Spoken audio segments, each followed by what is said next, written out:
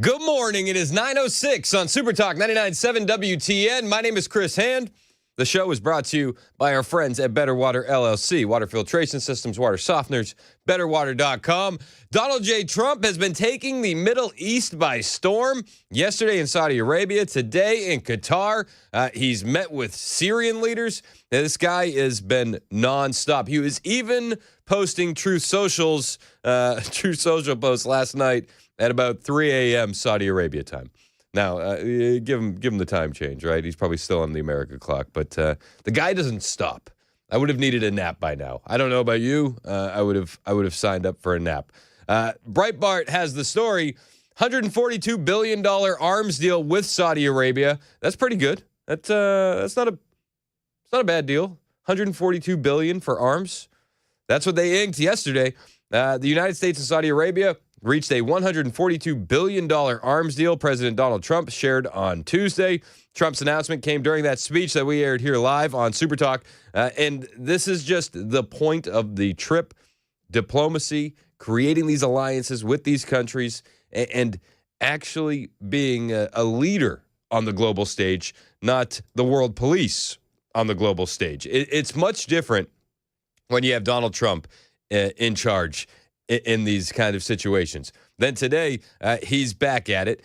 He's on the record saying he wants Saudi Arabia and the Abraham Accords. He's talked to Syria about the Abraham Accords. And agreeing to meet with the Syrian leader really just stunned quite a few people because, well, you know, he's a former or current jihadi, depending on who you ask. He's a bit of an extremist. And he met with him soon after he got in to Saudi Arabia. They say that the leader of Syria, Shara, was very excited to meet him. Al-Shara was very eager to meet Trump, having offered a oil and gas deal to the United States, peace with Israel, even permits for a new Trump Tower in Damascus if President Trump would receive him. The White House said Shara would travel to Saudi Arabia on Wednesday morning for the meeting. That meeting has since taken place. Now, this guy was part of the insurgent group that took out Bashar al-Assad. It's a mess out there. I mean, it's like I don't know which one is the bad guy in this situation, to be perfectly honest with you. You know, is the devil we knew better than the devil we don't? I'm not exactly sure. One thing I do know is that Donald Trump is going to meet these situations with open eyes, open mind, and ready for conversation. He said as much yesterday during his speech in Saudi Arabia that he's not going to be this guy who's really, hyper-focused on the morals of the situation and the morals of the leaders that we come into contact with. And he said that that's kind of been a problem that too many American presidents have been dealing with in the past. You know, oh, he's a bad guy, we can't talk to him. He's like, well, listen, the United States has done bad things too. We can all agree to that. So who are we to judge when we're trying to get business done? In recent years, far too many American presidents have been afflicted with the notion that it's our job to look into the souls of foreign leaders and use U.S. policy to dispense justice for their sins. They loved using our very powerful military, and now it's really the most powerful it's ever been. We just are getting a budget approved, $1 trillion, highest budget we've ever had in history for military, $1 trillion. And we're getting the greatest missiles, the greatest weapons. And, I hate to do it, but you have to do it because we believe in peace through strength. You have to have the strength, otherwise bad things could happen. Yep. But hopefully we'll never have to use any of those weapons. Seems to be an awfully big waste of money if you're never going to use them, but hopefully we'll never have to use them because the destructive power of some of those weapons are like nobody's seen before. I believe it is God's job to sit in judgment, my job to defend America, and to promote the fundamental interest of stability, prosperity, and peace. Now, he opens the statement saying, listen, too many American leaders are looking to the hearts and the souls of foreign leaders and judging them. And then the middle of the statement, he says, listen, if you do want to mess around, though, we have a huge military and we'll wreck you. And then he closes the statement saying, it's God's job to judge. It's my job to defend America and promote the interest of stability, prosperity, and peace. And that's what he's doing. That's exactly what he's doing. But he also had that threat right in the middle there. Classic Trump. So then he goes to meet with the leader of Syria. And we're hearing now that President Trump said that he had a very good meeting with the leader of Syria. This was moments ago. Air Force One. Donald Trump is sitting on the plane, and he's doing interviews with the press as he tends to do. He's not Joe Biden. They didn't say, "Okay, press, you got to leave. You got to leave." No. He's more than happy to sit down and answer questions. So they asked, how did things go with President Trump and the Syrian president? How did you find the Syrian president? Right. I think very good. Young, attractive guy, tough guy. Strong pass. Very strong pass fighter. Is that wording? But he's got a real shot at pulling it together. How did you find? He's got a real shot at holding it together. Tough guy, strong guy. I just love Trump diplomacy.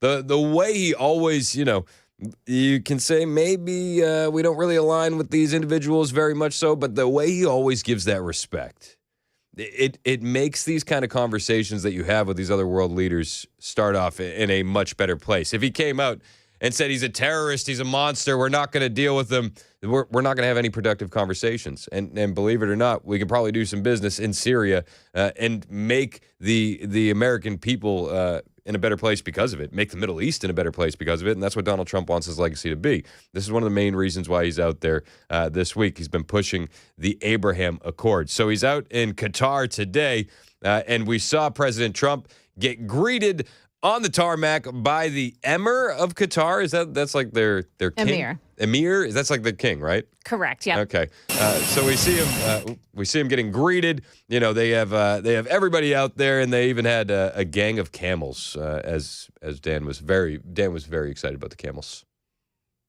Very excited. Dan, a big camel man. I think he's a huge fan of camels. Well, it's hump day after all. It's hump day. It is hump day.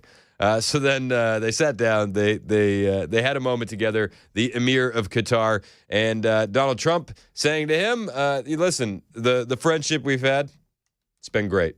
It's been absolutely beautiful." This is Donald Trump with the Emir of Qatar earlier today. Hey, that we've been friends for a long time. Hard to believe, right? Remember that first meeting very well, and we've liked each other and we've worked with each other. And now we can work in the highest capacity, and we'll bring peace not only here, but I know you're very much involved in helping us in other regions, like what's happening with Russia, Ukraine, etc. And I think we're having some pretty good news coming out of there today, and maybe tomorrow, and maybe Friday, frankly. Oh, we'll keep our ears and our eyes on that, won't we? But we'll see about that. But I just want to thank you for everything, and maybe in particular our friendship. It's been a very loyal, great, beautiful friendship. And the job you've done is second to none. You look at this, it's so beautiful. As a construction person, I'm seeing perfect marble. This is what they call perfecto. And just a great job you've done, and what a beautiful place. And we appreciate those camels. I haven't seen camels like that in a long time. And that was some greeting. We appreciate it very much. Thank you. You think Trump was more impressed by the camels in Qatar or by the mobile McDonald's in Saudi Arabia? Definitely the McDonald's. You think so? Oh, yeah. Do you think he even saw the mobile McDonald's? I bet you didn't even see it. I bet you that was out front of the U.S.-Saudi investment forum, and it was there for show. I bet you Trump came in the back and he never even saw it. If he saw it, he would have grabbed an apron and started frying. Yeah, well, he would, old habits die hard. Yeah. He would have. I thought it was kind of them to have the mobile McDonald's for the former McDonald's employee. I thought that was a good look. Little taste of home. I'll be honest. I bet you thought the camels were more important, more based. Next stop, they'll have the waste management truck. Yeah, what are they going to do? What are they like? So, which country does he go to next? Because He goes to the United Arab Emirates. Okay, so they got to step it up. We're going to need some elephants, and we're going to need some garbage trucks. I bet this is absolutely the one's watching the next one to see how they can outdo.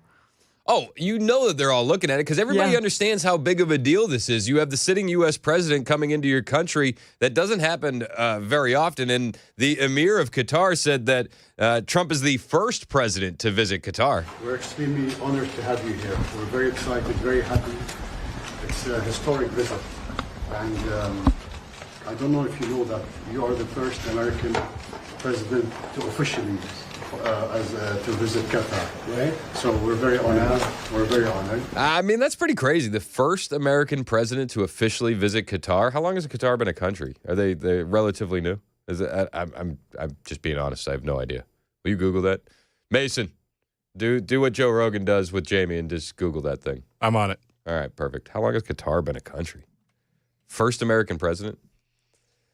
1971. Okay, you would think like we would have got at least somebody over there, right?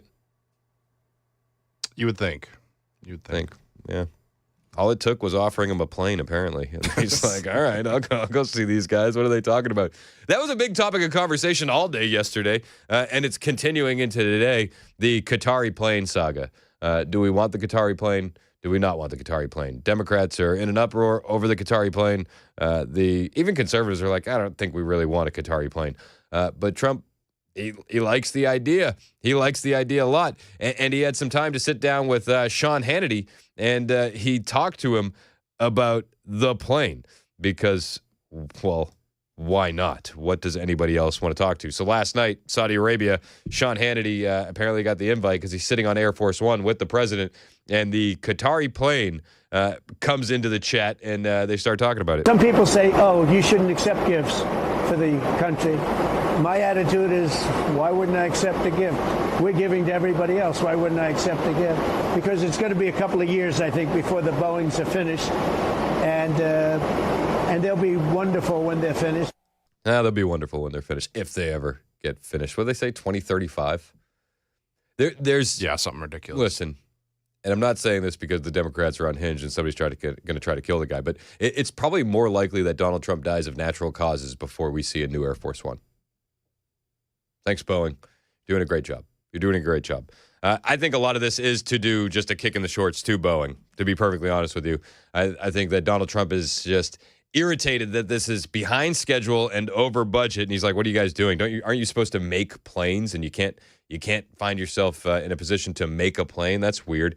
But he kept talking about it last night. The plane that you're on right now is almost 40 years old.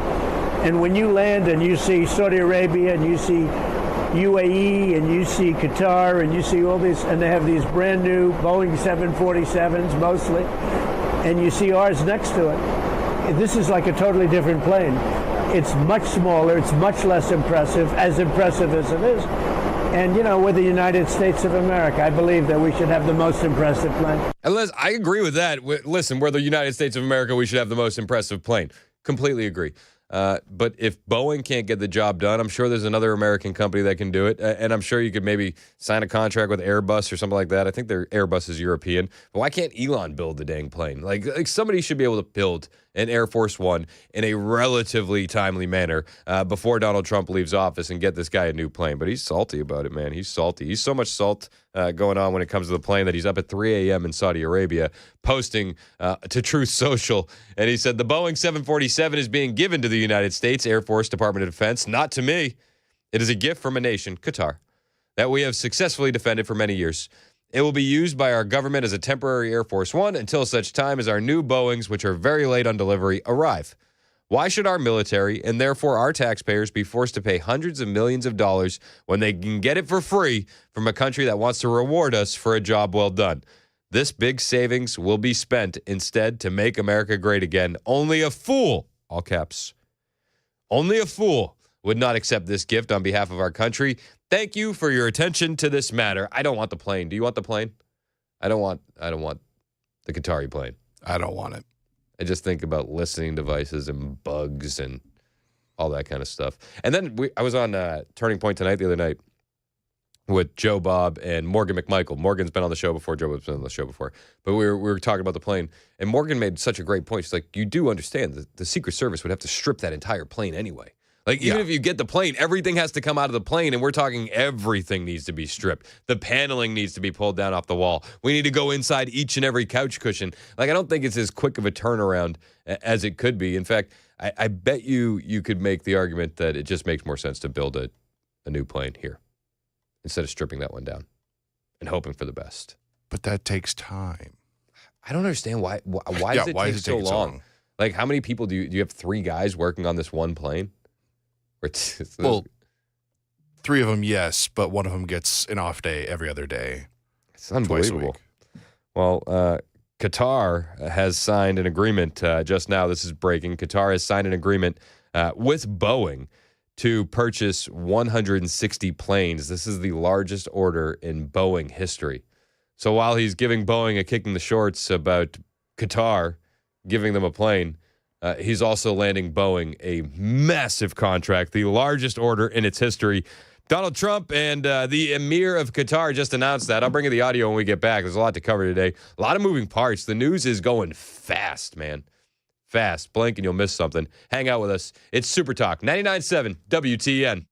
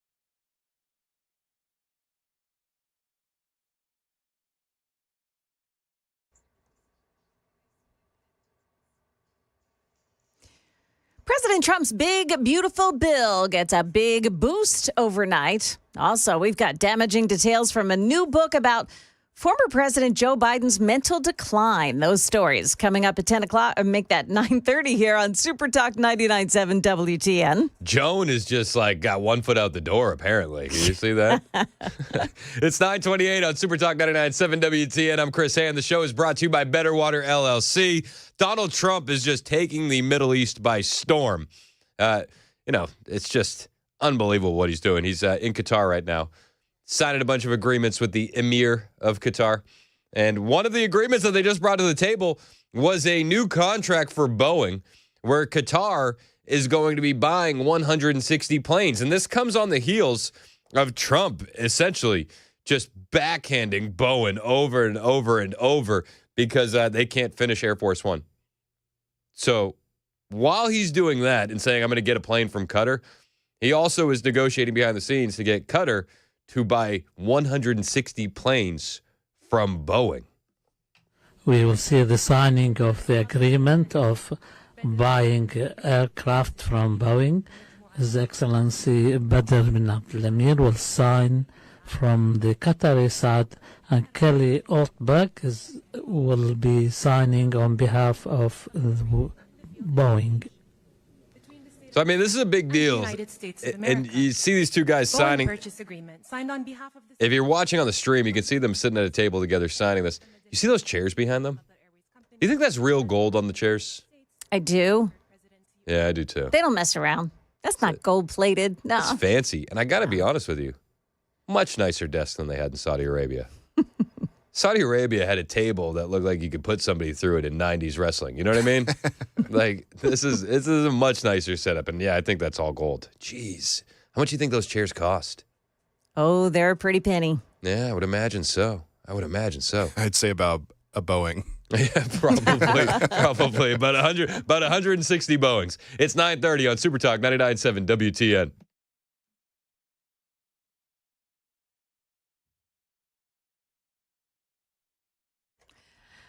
Good morning, 9:30. I'm Joan Jones with your top stories. Well, President Trump has just signed a series of agreements with Qatar's Emir this morning.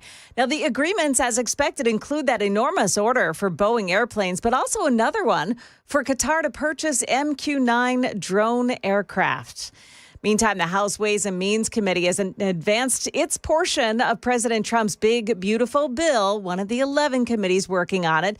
They finished their meeting in the overnight hours. Now, it happened despite a barrage of protest amendments lobbed by Democratic lawmakers in a bid to slow down proceedings and to make Republicans take politically tricky votes.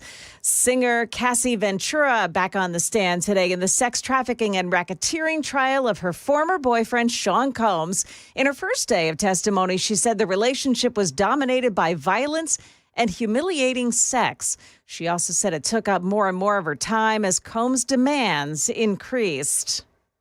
She testified her career was stifled because fulfilling Combs' sexual fantasies became a job where there was no space to do anything else. ABC correspondent Aaron Katursky, today's testimony is expected to include explicit videos of the alleged sex freak-offs.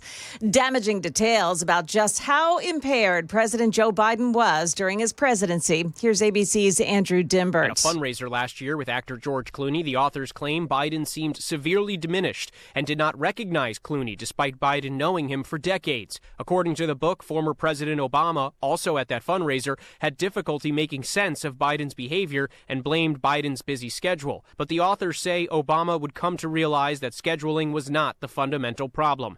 Now, that book also said that his handlers considered putting him in a wheelchair if he had won the election.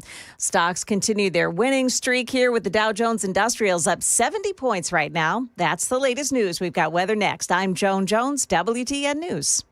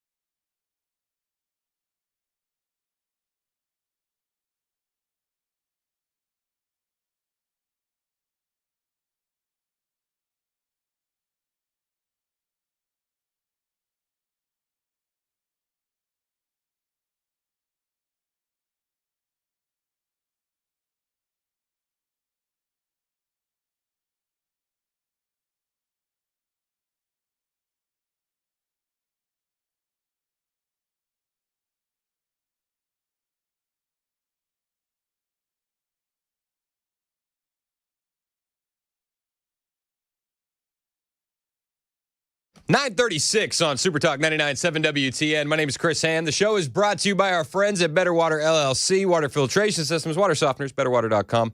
We're live on the iHeartRadio app, the TuneIn app, the FM dial. You can watch the show too. Super Talk TV, Facebook, Twitter, Twitch, YouTube. Hit like, hit subscribe, hit share. Why would you want to watch a radio show on TV? Well, we have audio. We have video for all the audio that you hear on your radio every single day here on the Chris Hand Show. So we're trying to give you that added value on the YouTube stream. Just to make it a little more worth it. We're doing our best.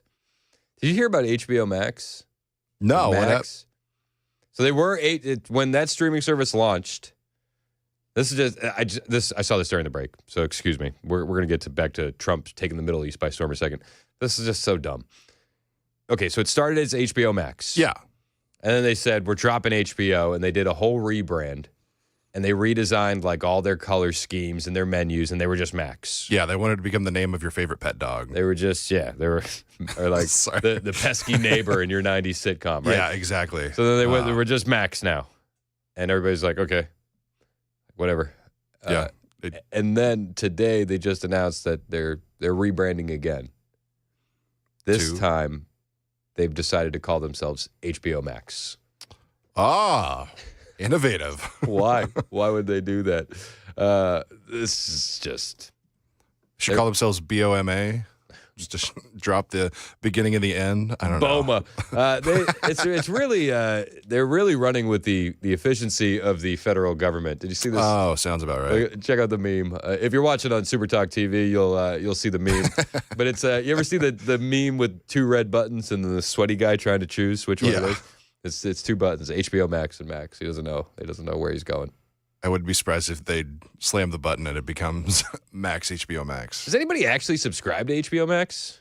I am, but just for like some comic book stuff. It's a big DC platform. Yeah. So all the DC stuff streams on there. So I have that, but I haven't watched anything in a while on there. So I have HBO Max, but we have it because the cell phone company gave it to us for free. Oh, well, that's yeah. So that's a no-brainer. Yeah, it's might as well. But I don't use it often. Yeah, I don't remember the last time I used it. No. Unfortunate. If they changed the name, I'd probably use it more. Donald Trump was busy. He's still busy. I mean, this guy is still going. They're signing deals with Qatar right now. But last night he took a break from Saudi Arabian officials and all the what do they call it? Pomp and circumstance. He took a break from all that to sit down with Sean Hannity on Air Force One. Yes, Sean Hannity was in Saudi Arabia as well. And Trump sat down for an interview with him. And he said, this has been a busy week for you, Mr. President. This is an amazing week so far. You get a deal with China. I'm just going to list it, and then we can get into detail. India and Pakistan played a big role. Hopefully the peace stands. You slash prescription drug prices. Most favored nation, the American people will get first dibs in terms of prices. The last American hostage has been released. We're on this trip to Saudi Arabia, Qatar. There's not much going on in your life, is there? Well, I've been busy, but I've enjoyed it because we're getting things accomplished. We're getting things done. You know, you can have times when you're working very hard and not getting things done. That happens too.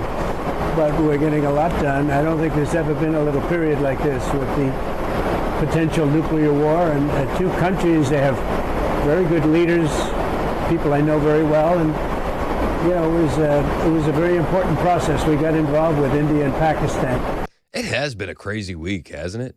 I mean, we kick things off with the China trade deal. Then you get the executive order on pharmaceuticals. You have this Middle East trip. It's been insane. You got Democrats. They didn't even bring this up. I mean, it doesn't really have to do with Trump's accomplishments. But you have Democrats melting down about Joe Biden's cognitive abilities, playing the finger-pointing blame game. You also have Democrats storming ICE facilities in New Jersey, Democrats being arrested. That judge, Hannah Dugan, who was arrested for having the illegal alien escape out the back door in her courtroom, she's just been indicted by a grand jury. I mean, it goes on and on and on. I don't, even though this is the main gig, it is so hard to keep up with the headlines at the pace that the news has been moving. It's insane. And Donald Trump is at the head of it all. And he says to Sean Hannity, well, it's been good. We're getting things done. Sometimes you work really hard and you don't get anything done. But these past couple of weeks, Trump has been getting things done. And then so Hannity asked him about China. That's one of the big deals. What's going on with China? What's the latest on the trade deal? This is what President Trump had to say. One of the things I think that could be most exciting for us and also for China is that we're trying to open up China because, as you know, many years ago we opened up the USA. Now it's time for China to open up, and that's part of our deal. And we're going to open up China. To me, that's the most exciting part.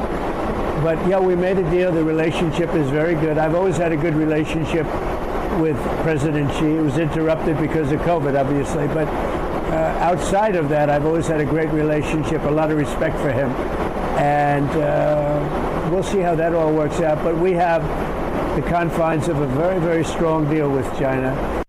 Confines of a very, very strong deal. We'll see how that all works out. If you're watching on the YouTube stream, maybe you were as distracted as I was by the snack choices behind President Trump. I'm listening to him. He's talking about China, and I'm like, that's all well and good, but you got a heck of a bowl of grapes behind you, pal.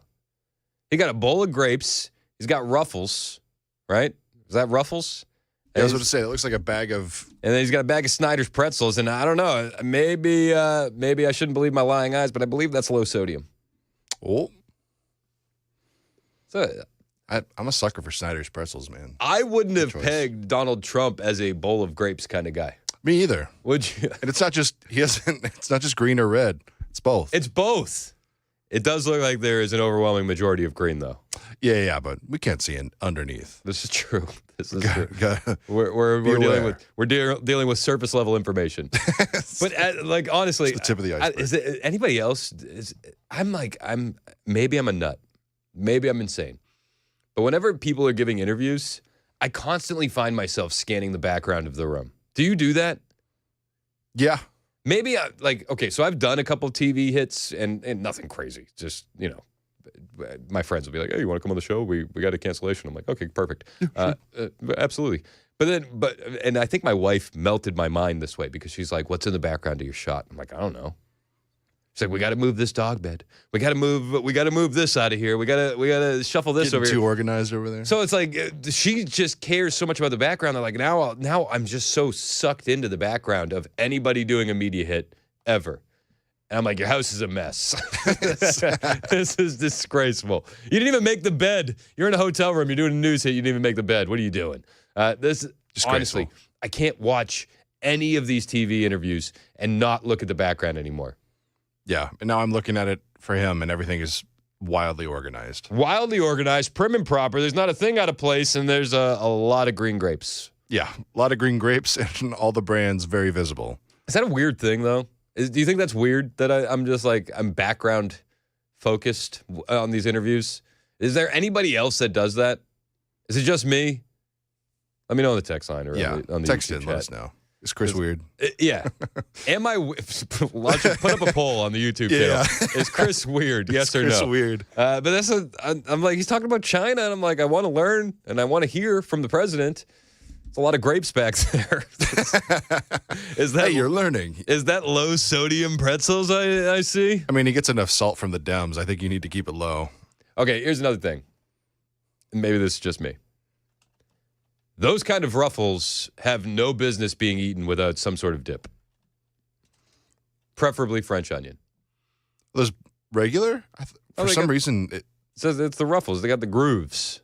Yeah, but it looks like the sour cream and onion ones. No, that's the blue bag. That's not sour cream. Am I colorblind?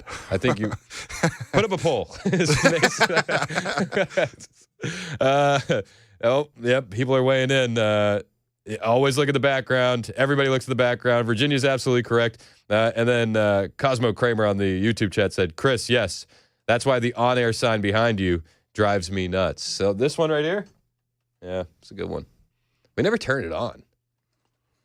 Murphy's got it on every show. Does he? Yeah, he turns it on and then turns it back off when he leaves. We got to step it up then. We could turn it on. Should I get back to President Trump of China?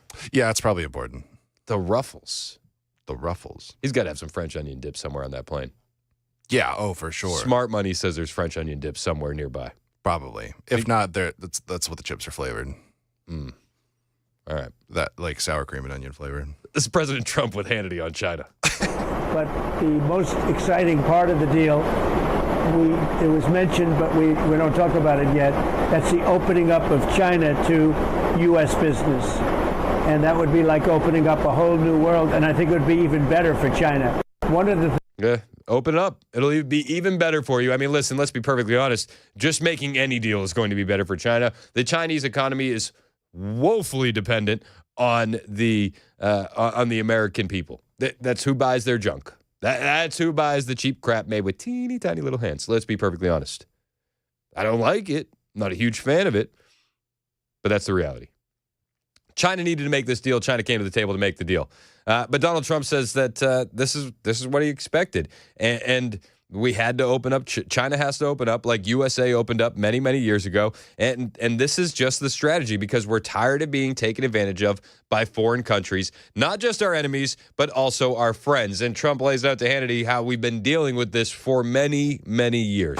But prescription drugs, which has been very, very painful for a lot of Americans. 80% of medications are created in America, and then we end up paying more for those medications. Foreign countries do not pay as much as we do. You said that is over. Can you explain why this is such a big deal? Well, for many years, we were taken advantage of by other countries and the drug companies, but I blame the other countries in a way more, the European Union, etc. They were very nasty and very tough to the drug companies, and they would give them a very low price for drug costs in the European nations. And when that price was given, that was it. They wouldn't negotiate. They said, let America pay for the difference. And we have been. We've been paying through the nose, and they tell us it's for research and development, and now those costs are going to be spread out across the globe with this new executive order. Other countries may have to pay a little bit more, so that way Americans can pay a little bit less, but that's exactly what needs to happen. This is America First policy. This is what Donald Trump promised. And shout out to Trump and RFK and all those guys over there for making this happen. It's an unbelievable deal, and it's going to save people a lot of money, especially those on fixed income, especially the elderly, especially those dealing with just numerous medical conditions. And you know those people. We all do. We all have those kind of people in our life where it's like, man, those drug costs are really eating at the budget. Hopefully, this fixes it very, very soon. And this happened all over the world with other countries, and we had stupid people leading us, and especially over the last 4 years, and they wouldn't do anything about it. And it turned out that we were paying, and sometimes you saw 10 times more for the same drug. Same drug, same company, same plant where they make it, laboratory. And it got to a point where I said, we're not going to do this anymore. The pharmaceutical industry is very powerful. Oh, no kidding. I mean, I feel like that's an understatement. I want to get their commercials off TV, too. And I also want the COVID vaccine taken off the child schedule. But one thing at a time. I get it. I don't really like Big Pharma. Do you like anybody? Does anybody like Big Pharma? I don't think so. Not fair. And probably the most powerful, considered the most powerful lobby. And the Democrats were making it impossible to lower drug prices. They knew what they were doing.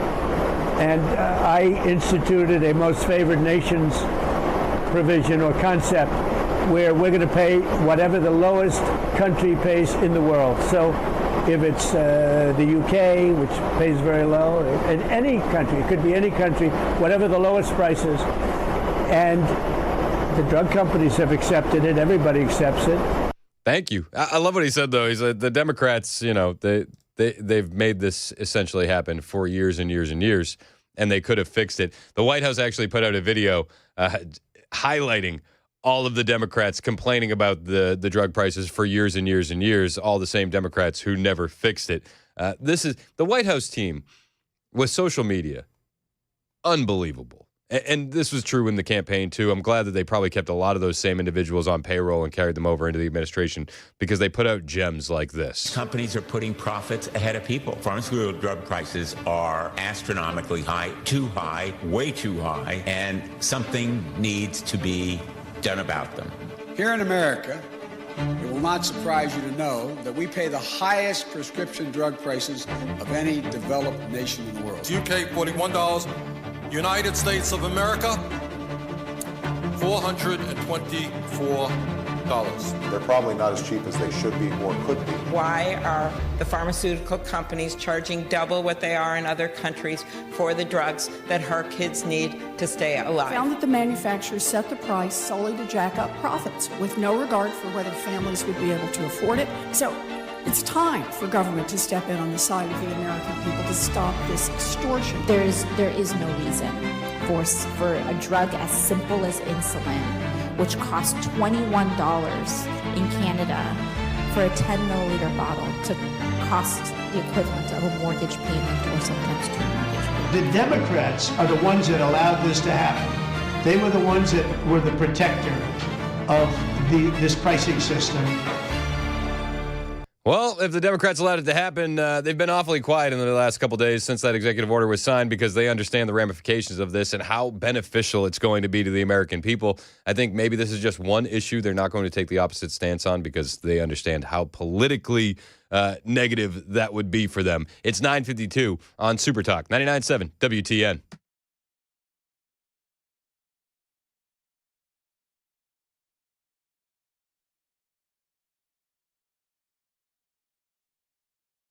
Hey, what's up? It's Chris Hand for my friend Shane Ring over at Cover Nash. And if you're tired of sky-high insurance costs, well, you got to talk to Shane, because Cover Nash has a brand new option for you that will absolutely change the game. There's a new plan on the market, and it will bring your deductible down to just $250. That's right.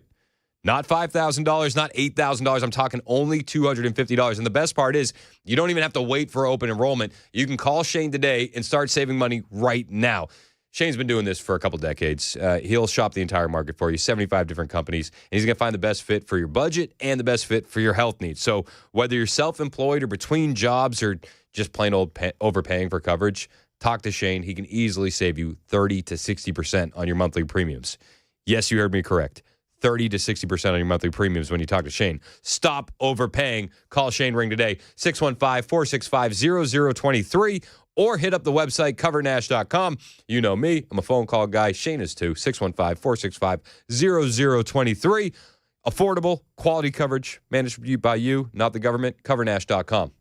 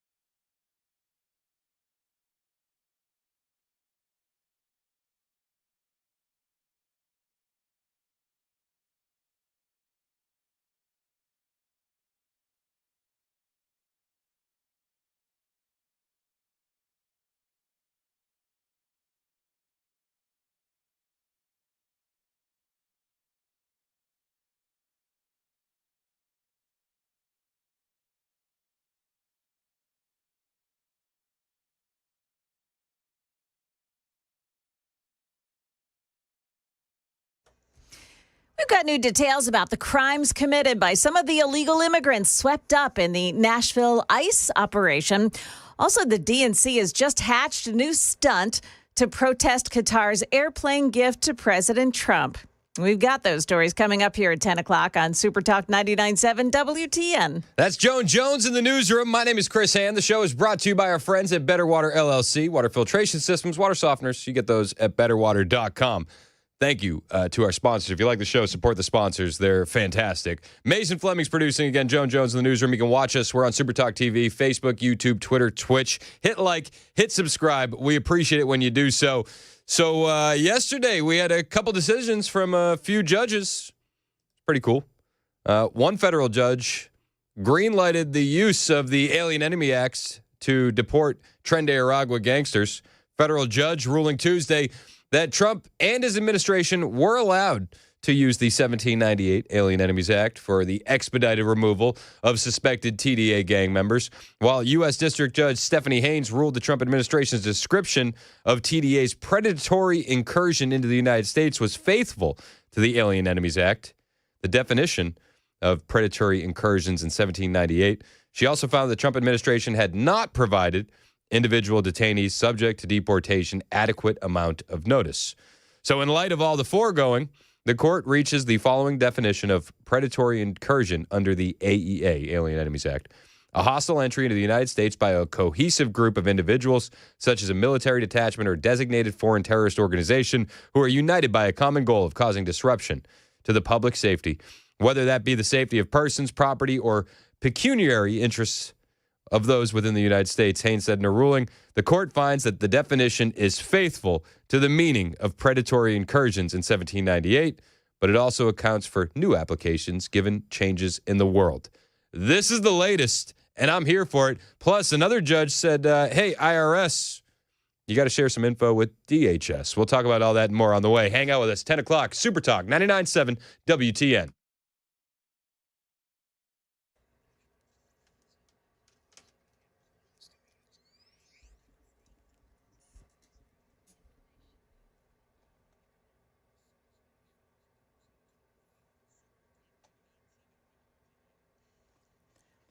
Good morning, 10 o'clock. I'm Joan Jones with your top stories. We've got weather coming up right after the news. Stick around for that. President Trump continues his tour through the Middle East today. The second day he is now in Qatar.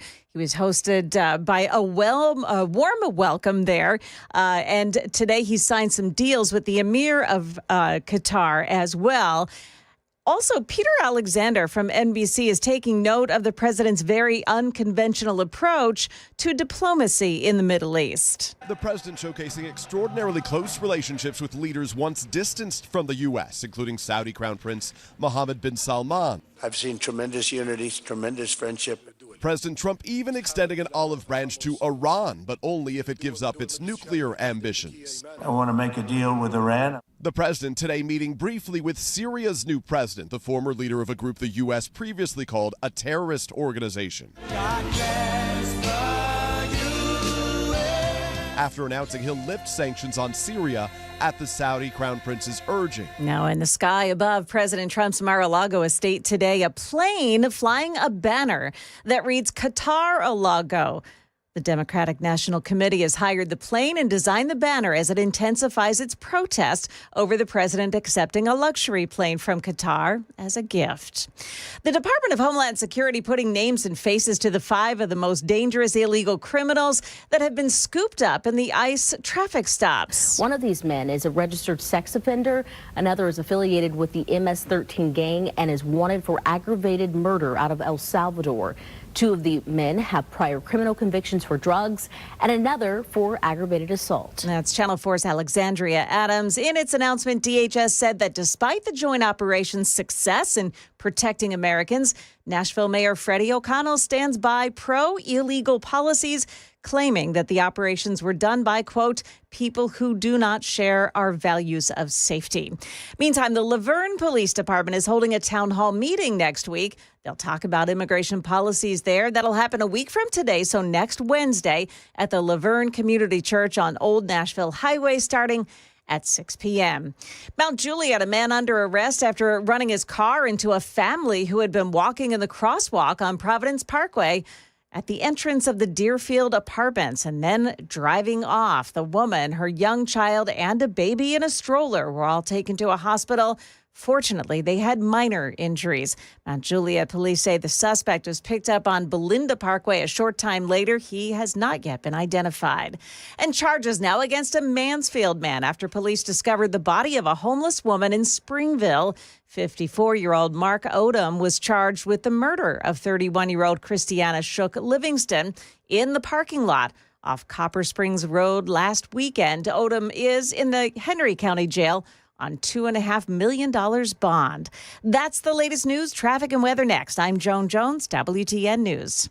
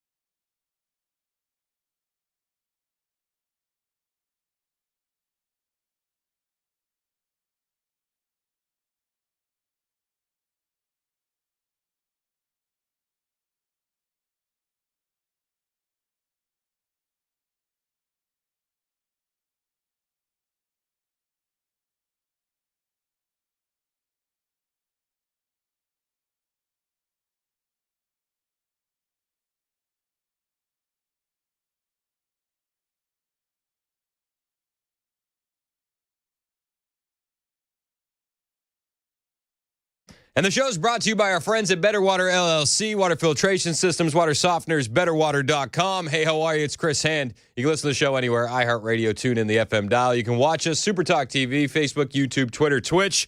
Donald Trump continuing to take the Middle East by storm, currently wheeling and dealing in Qatar. This is moments ago.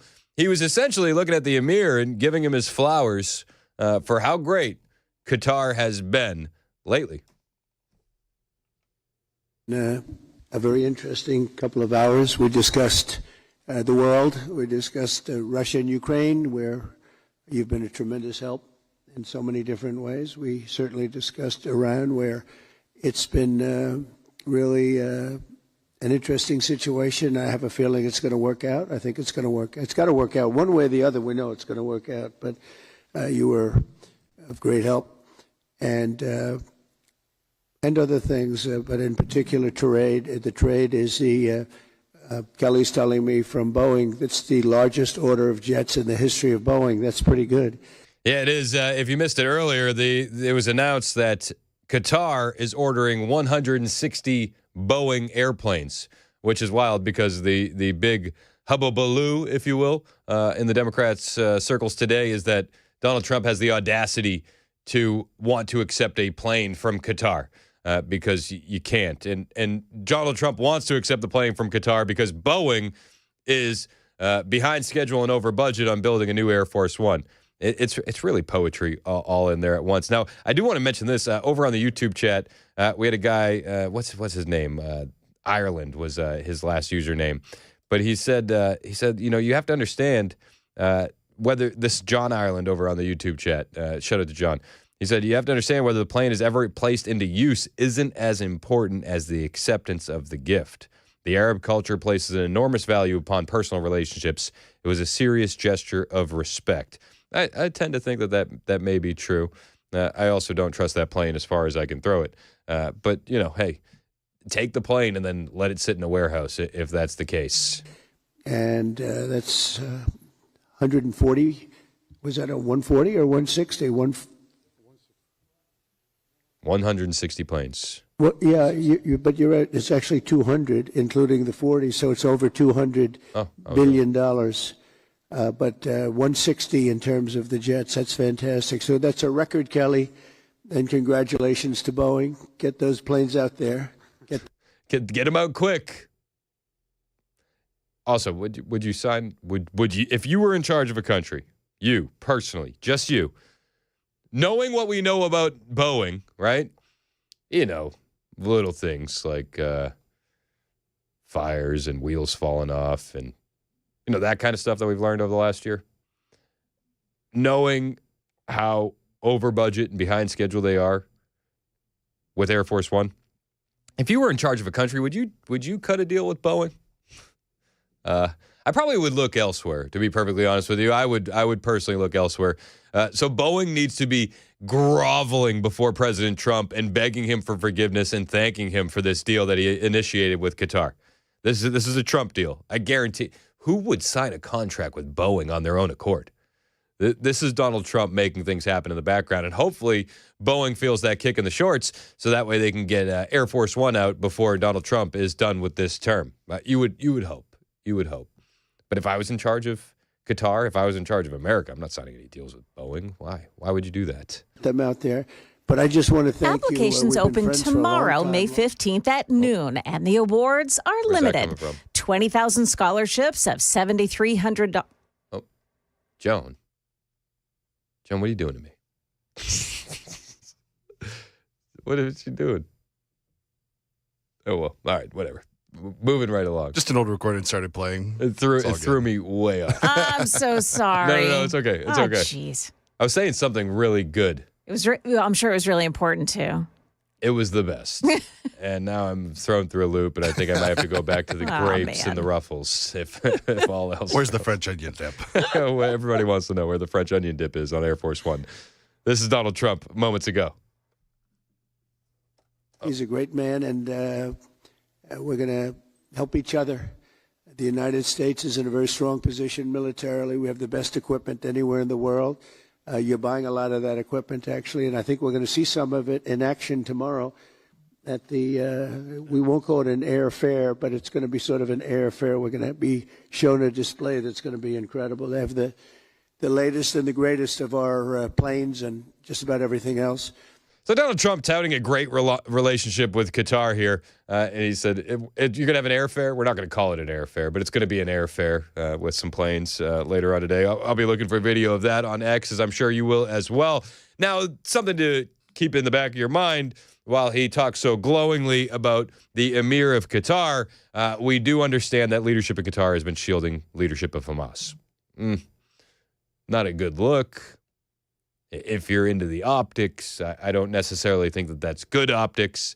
Senator John Kennedy was on Fox News moments ago, and they asked him about the leadership in Qatar. He wasn't necessarily ready to give them flowers the way Donald Trump was moments ago. Well, first, quickly, Qatar.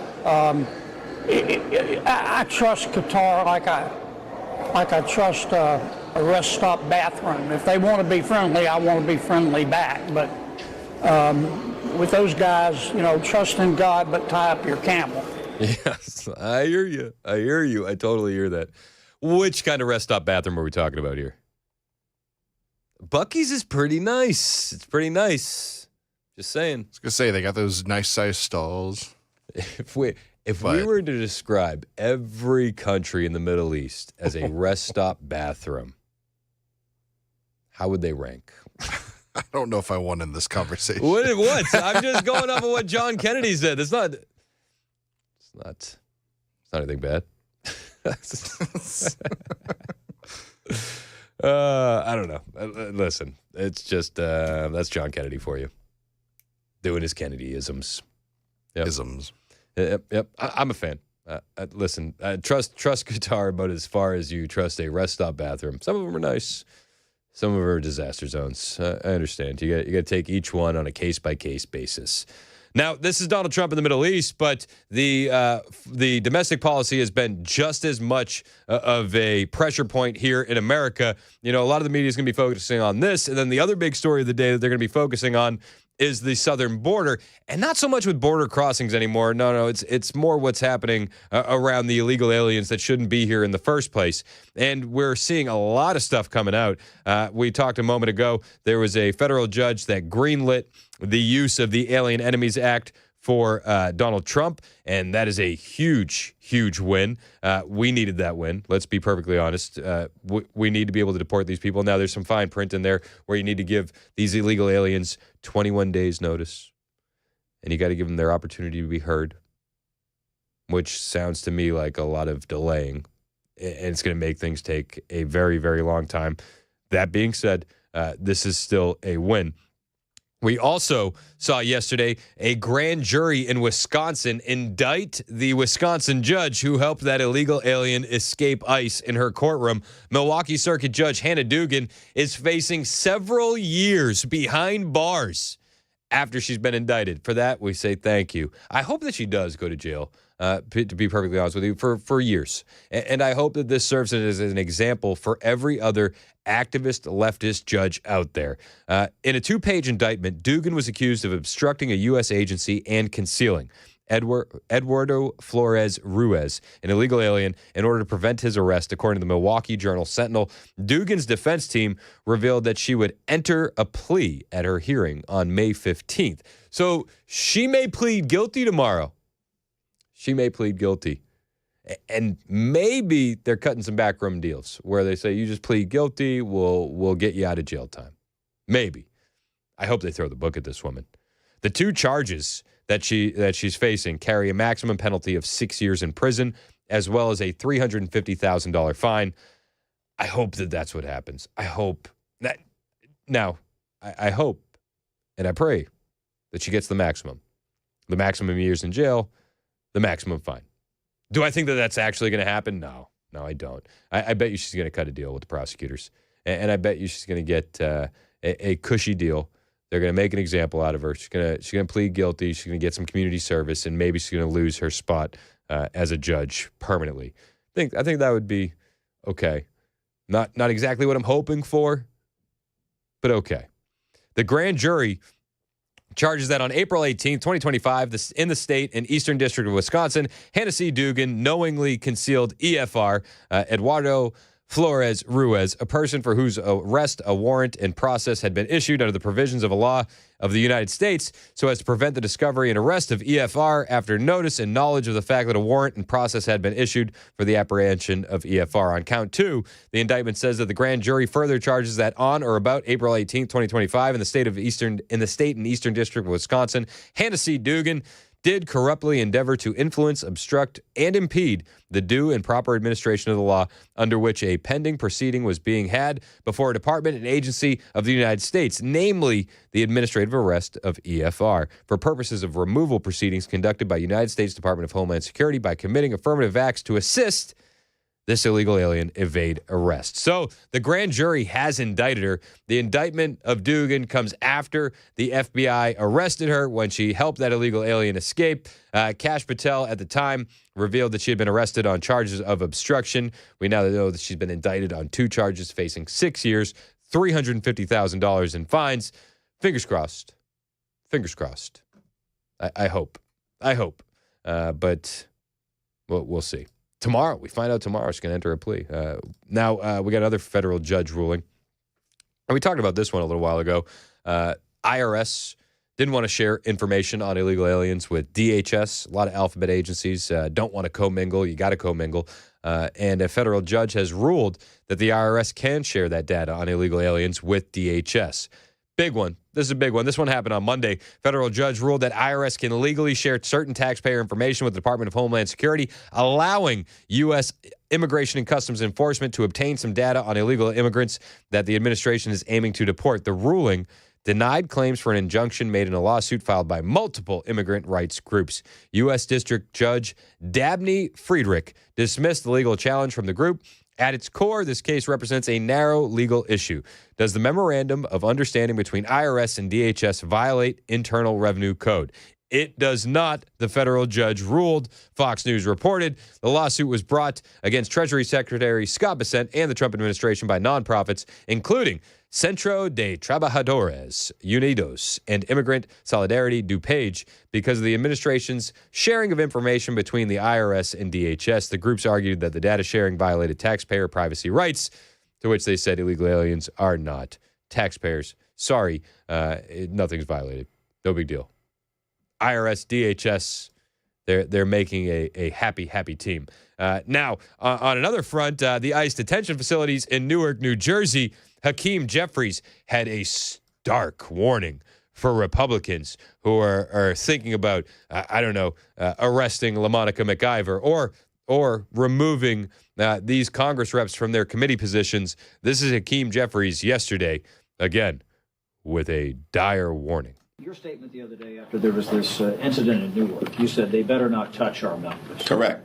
What happens if they were to go and arrest these members, or if they would try to sanction them here in the House of Representatives? They'll find out. What would you do, though? They'll what find out. recourse? But doesn't that broach a... They'll find out. Doesn't that go across... That's a red line. What's the red line, though? I know we have this... It's a red line. It's very clear. First of all, I think that the so-called Homeland Security spokesperson is a joke. Tricia McLaughlin. It's a joke. They know better than to go down that road, and it's been made loudly and abundantly clear to the Trump administration. Oh, thank you, Hakeem. Nobody cares what you have to say, actually, and I hope that these Democrats get arrested. It's a red line. They'll find out what happens. What a tough guy, huh? What a tough guy. They know better. DHS knows better. How about congressional reps? Do they know better than storming an ICE detention facility when a bus of detainees is being pulled into a secure area? I would imagine that they would know better. And if that's your argument defending these Democrats, it's soft, bro. So soft. We got more from Hakeem Jeffries on the way. Plus, Kristi Noem. She says arrest could be on the table with these Democrat reps. And we also have one Republican entering that bill to remove those Democrats, Bonnie Watson-Coleman, Rep Menendez, and LaMonica McIver from all of their committee assignments. We'll talk about that on the way as well. A lot to get to. 1021, Super Talk, 99.7 WTN.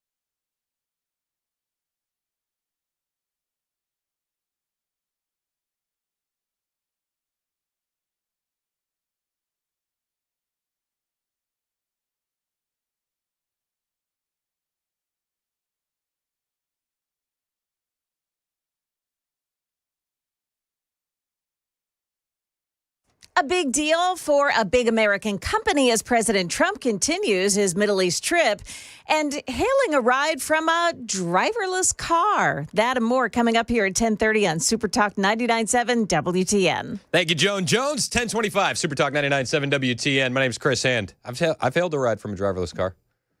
You have? Yeah, I have. I And? did it in Phoenix.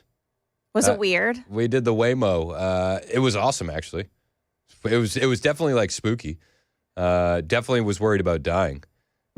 Yes. But we made it out. We made it out. And no small talk with the driver. No small talk with the driver. I think the weirdest thing is that, like, so when you do like the full self-driving in a Tesla, you're in the driver's seat. So like you can take over. The weirdest thing in the Waymo cabs is that you're in the back seat. So if something bad is about to happen, you're just watching. You know what I mean? That's not good. Yeah. Like that's my least favorite part about the Waymo cabs, but it was fun. It was an experience. Looking forward to your story. Are they coming to Nashville? Is that what you're going to tell us? Well, it's coming to another company. Oh. Yeah. So you can expect it here soon. Yeah. All right. That's Joan Jones in the newsroom. She got headlines on the way at 10:30. My name is Chris Hand. The show is brought to us by Better Water LLC. Somebody on the text line said they wanted to hear more from Dollar Store Barack Obama, Hakeem Jeffries. Your statement the other day after there was this incident in Newark, you said they better not touch our members. Correct. What happens if they were to go and arrest these members, or if they would try to sanction them here in the House of Representatives? They'll find out. What would you do? I mean, They'll what, find out. What recourse? I mean, but doesn't that broach a... They'll find out. Doesn't that go across... That's a red line. He's such a tough guy. They'll find out. They'll find out.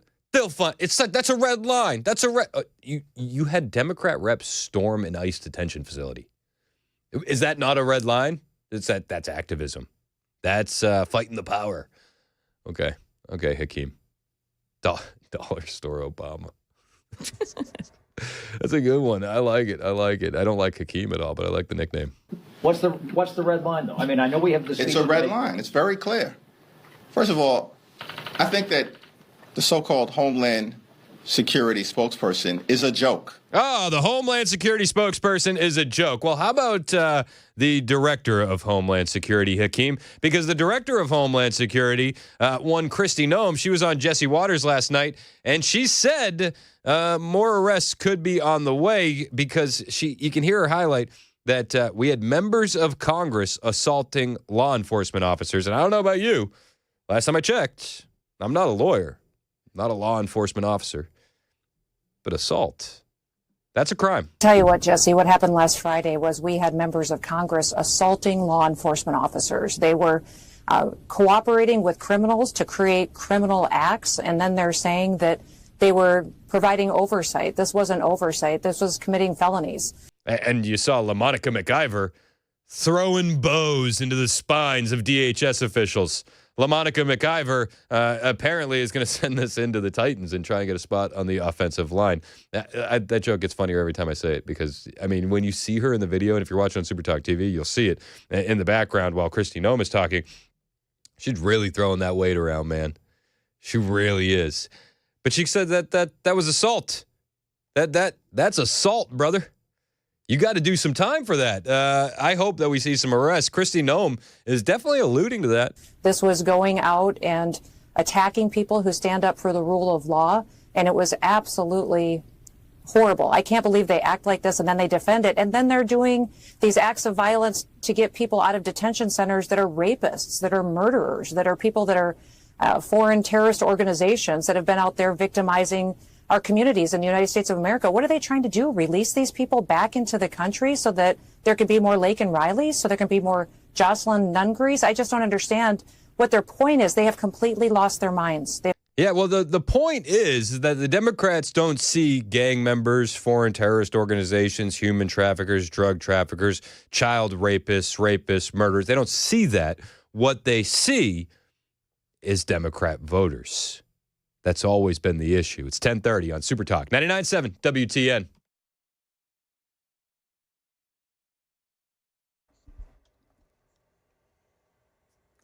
Good morning. It's 10:30 now, and I'm Joan Jones with your top stories. Want to let you know about a crash on Nolansville Pike in Woodcrest this morning. It involves injuries. This is right near Glen Rose Avenue, an area you may want to avoid. President Trump is continuing that three-nation Mideast trip today. He is in Qatar. The president and the emir of Qatar participated in a signing ceremony.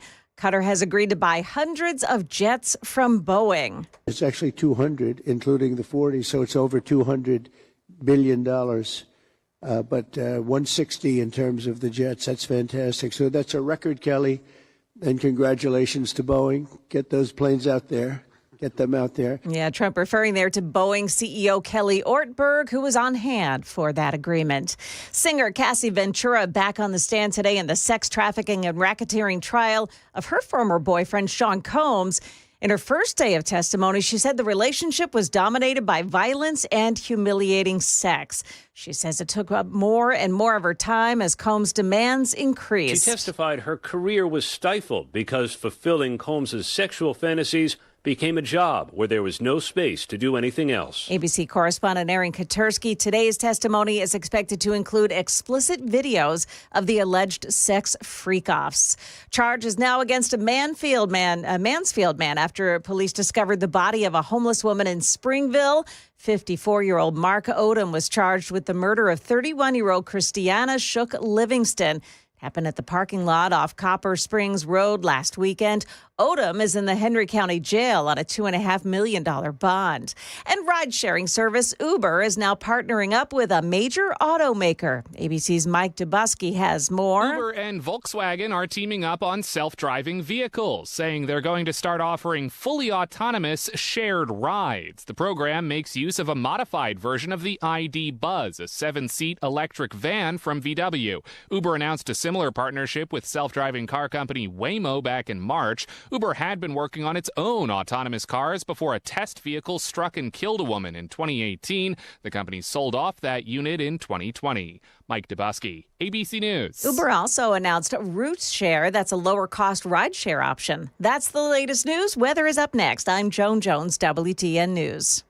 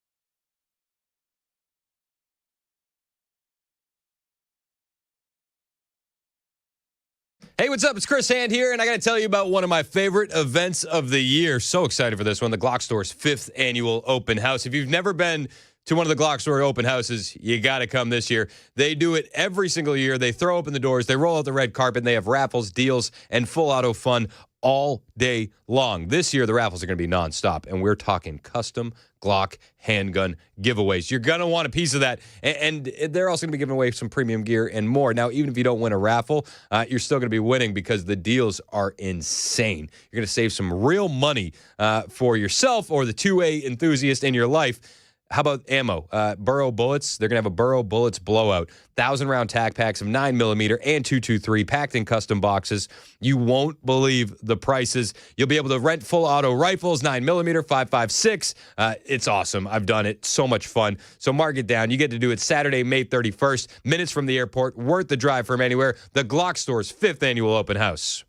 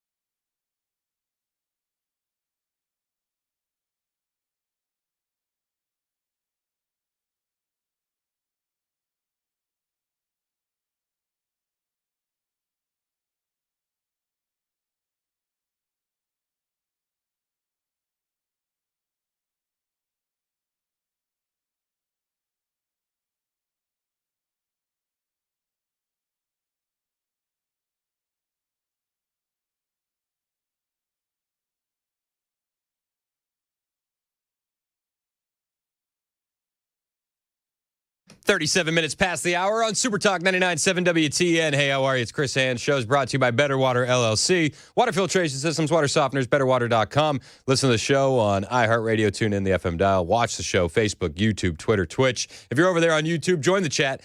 Add to the conversation, 615-737-9986, the phone number and the text number as well. It's a lot of things, but I think I got them all. Obviously. I got somebody on the text line now. Very upset. Oh. Very, very upset. Oh, what for? It's just very angry. It's very What'd you angry. do? It's not what I did. Oh. It's the perceived lack of what others are doing. Oh, okay. So I got a text here from Sean, and I get what he's saying. Just let me preface it with that. I understand the frustration, and I'm not piling on Sean. Sean sent this text, and he goes, "I wish folks like Kristi Noem, Pam Bondi, and Tom Homan would quit making these empty threats about arresting and jailing these people for interfering with illegal immigration. It really makes them look weak and just more lip service like everyone else in the government. Worthless talk. Let's see action. No one ever truly gets held accountable." Listen, Sean, I feel where you're at, especially on Pam Bondi. But I just want to say, man, we have a judge that was just indicted on 2 counts for letting an illegal alien escape, and she's going to have a plea entered tomorrow in Wisconsin in Hannah Dugan. We had the mayor of Newark, New Jersey, Ras Baraka. He was arrested because of what happened at that ICE detention facility.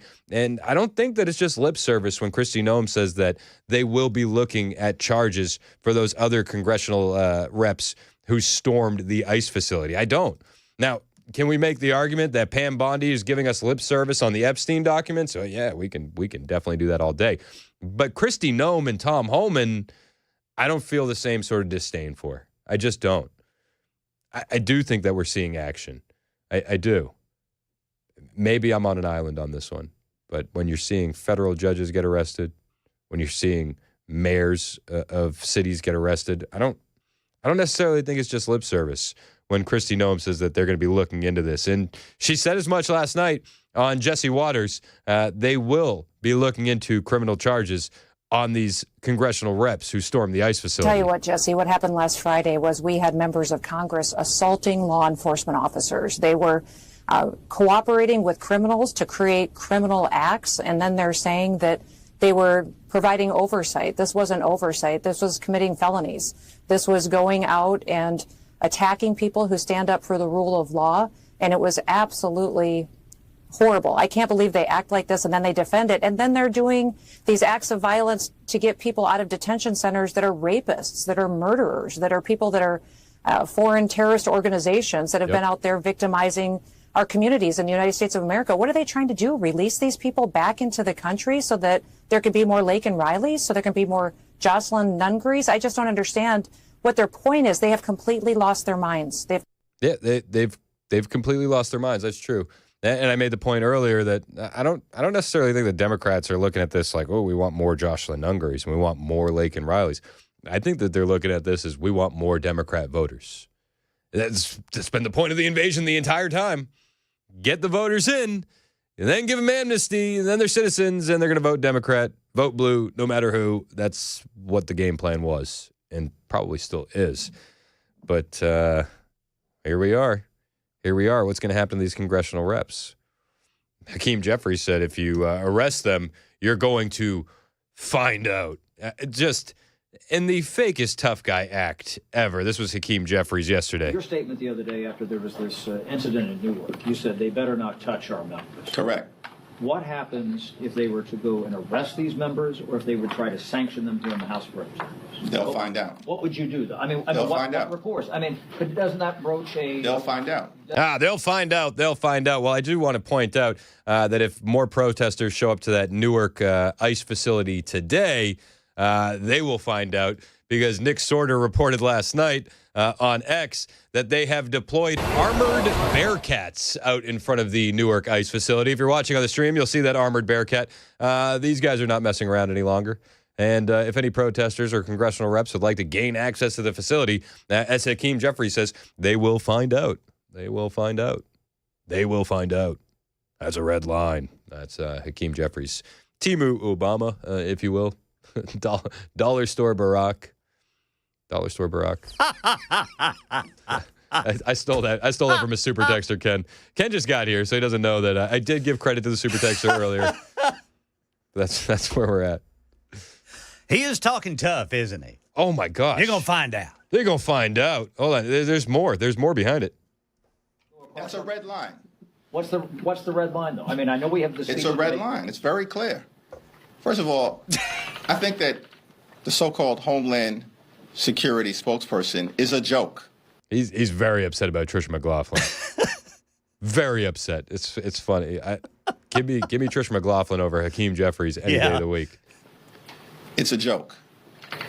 They know better than to go down that road. And I love how he says they know better than to go down that road. What, arresting the congressional Democrats who tried to or did gain access to an ICE facility, secure area, while they were bringing a bus full of detainees. They know better. They know better than to arrest those individuals. Don't the Democrat reps know better than to storm an ICE facility? You would hope so. You would hope so. It's been made loudly and abundantly clear to the Trump administration.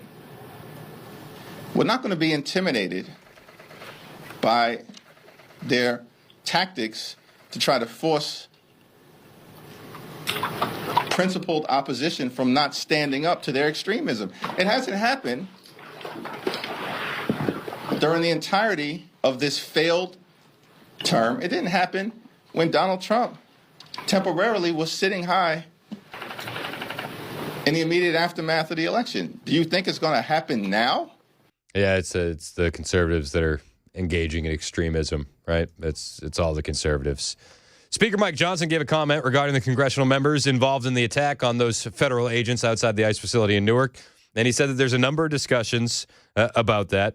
He said, I think there's talk about censure, and I think that's just so dumb. Like, censure just to me just feels like a waste of tax dollars and stuff that never happened. Like, nothing ever comes of it. We waste time on the House floor. We censure an individual, just like we did Al Green with the shaking of his cane. And, we really showed him, and he's back at work the next day, and we just wasted days and taxpayer dollars. Like, I think censoring is so dumb. But Mike Johnson says we could censure them. That's on the table. But he said, I think there needs to be an appropriate measure taken. To be very candid, I haven't had a lot of time to process that. I'm working on reconciliation at the moment, but we'll get to it. There's a lot of very serious concern about it, and the tape is telling. Video doesn't lie. I think it's wildly inappropriate for those members to do that, and we'll have to take appropriate action, but I don't yet know what that will be. So we'll work on that. Thanks, Mike. Thanks. One thing we can count on Mike Johnson to do is work really hard at whatever he's doing. He's going to give it his effort. Thanks, Mike. And whenever I ask people, what do you think about Mike Johnson? You know what they tell me? They say he works so hard. That's what they say. That's what they say. They say he gives it his all. That's what they say. Well, he hasn't drawn that red line Hakeem is talking about. No. Hey, I found that quite comical, brother Chris. They'll find out. That's a red line. They'll find out. They'll find out. What'd you say? Dollar Store Obama? Dollar Store Obama. Dollar Store. Listen, of all the nicknames that the super texters have been throwing at me, I think that's the most polite. Multiple people want me to just refer to him as Mushmouth moving forward, and I don't think that's very appropriate. Show the man some respect. Maybe we ought to call him Buck Obama. Now, jeez, Buck Obama. That's hilarious. Buck Obama. I'm stealing that from Ken. Now, while Mike Johnson hasn't any time to wrap his head around this. He's been working so hard on reconciliation. He's working hard. Mike, work hard, Johnson. He hasn't had any time to think about it. But Rep Buddy Carter out of Georgia, he's introduced a bill that would strip those 3 Democrats that raided the ICE facility of their House committee assignments over their involvement in that riot at the ICE detention center in Newark. Carter, he's running for U.S. Senate in Georgia. He introduced a resolution on Tuesday to strip Bonnie Watson-Coleman, LaMonica McIver, and Robert Menendez, the son of Gold Bar Bob, in case you're keeping score at home, of their committee assignments after they stormed and allegedly trespassed at the Delaney Hall ICE detention facility, according to Fox News. Buddy Carter posting on X a lengthy a lengthy post on these Democrats, including that Fox News article saying the radical left has lost their minds. They would rather raid an ICE facility to defend criminal illegal immigrants than represent their own constituents. The 3 Democrat members involved in this stunt do not deserve to sit on committees alongside serious lawmakers. Amen. Amen. So maybe we'll get their committees stripped. Maybe we'll censure them. Maybe they'll be arrested. Only time will tell. The longer that the process gets drawn out, though, the less chance of an arrest. I think that we can all agree on that, right? Like the arrest is either going to be today, tomorrow. If it doesn't happen in that short time frame, I don't have any real serious belief that it's going to happen because, Democrats. Yet here we are. So Kristi Noem says, well, the arrest could be on the table. DHS isn't just taking aim at those in New Jersey, though. DHS has also taken aim at our own Mayor Freddie O'Donnell. Did you see this? They put a nice X post up, and it says, ICE and Tennessee Highway Patrol have arrested 196 criminal illegal aliens during an operation in Nashville. Despite the success of this enforcement operation, the Nashville mayor has claimed these operations were done by people who do not share our values of safety. And then they attached this video of one Mayor Freddie. Everything in my power consistent with applicable law to protect anyone who calls Nashville home. What's clear today is that people who do not share our values of safety and community have the authority to cause deep community harm. We're still working to determine more about what happened over the weekend, but what we know right now, based on public statements, is that state and federal officials coordinated without us to engage in traffic enforcement actions clearly intended to target immigration concerns. And there's nothing wrong with that, Freddie. There's absolutely zero wrong with that. Nashville is safer because of it. And I know he was heartbroken. And he had a tough weekend. And, his mom just wanted to hang out for Mother's Day. And he's like, but all this family separation's going on. I'm just having a tough time, Mom. And so she missed out, too. I mean, it's devastating. Yet when you find out in the fine print who they arrested, you wonder about the heartbreak for Freddie O'Connell. It's just unbelievable. Nearly 200 illegal aliens arrested in Nashville, including, and wait for it. This is who Freddie's heartbroken over. Wanted killers, rapists, and drug dealers. Oh. Or as Freddie would call them, members of the Nashville community. Members of the community that called Nashville home. Oh. He's heartbroken. 196 was the final tally. And among those arrested by ICE during the Nashville operation were 95 convicted criminals. Heartbreaking. They separated those criminals from their families. Also, you could make the argument that all of them were criminals because they trespassed into this country. So let me revise that. 196 of the illegal aliens apprehended were criminals. Yeah, there you go. That's better. But 95 of them had charges pending against them, including an MS-13 gang member wanted in El Salvador for murder. In addition, 31 of the arrested illegal aliens had been previously deported from the United States. So we already decided that they shouldn't be members of the Nashville community back when they were deported originally. This heartbreaks Mayor Freddie. Poor Fred. Department of Homeland Security, DHS officials in a news release slammed Nashville Mayor Freddie O'Connell for supporting sanctuary city policies that shield even the most violent criminal illegal aliens from federal immigration enforcement. You would think all public officials would unite around DHS bringing violent criminal illegal aliens to justice and removing them from their communities, DHS Assistant Secretary Tricia McLaughlin said in the statement. However, pro-open border politicians like Mayor O'Connell would rather protect illegal aliens than American citizens. This operation resulted in getting gang members, sex offenders, and other violent criminals off Nashville streets. President Trump, Secretary Noem, will continue to stand with the victims and the brave ICE agents who are on the front lines making America safe again. Yet our friend Freddie O'Connell is just heartbroken. I've heard rumors, and this is just rumors. He hasn't even been able to get out of bed.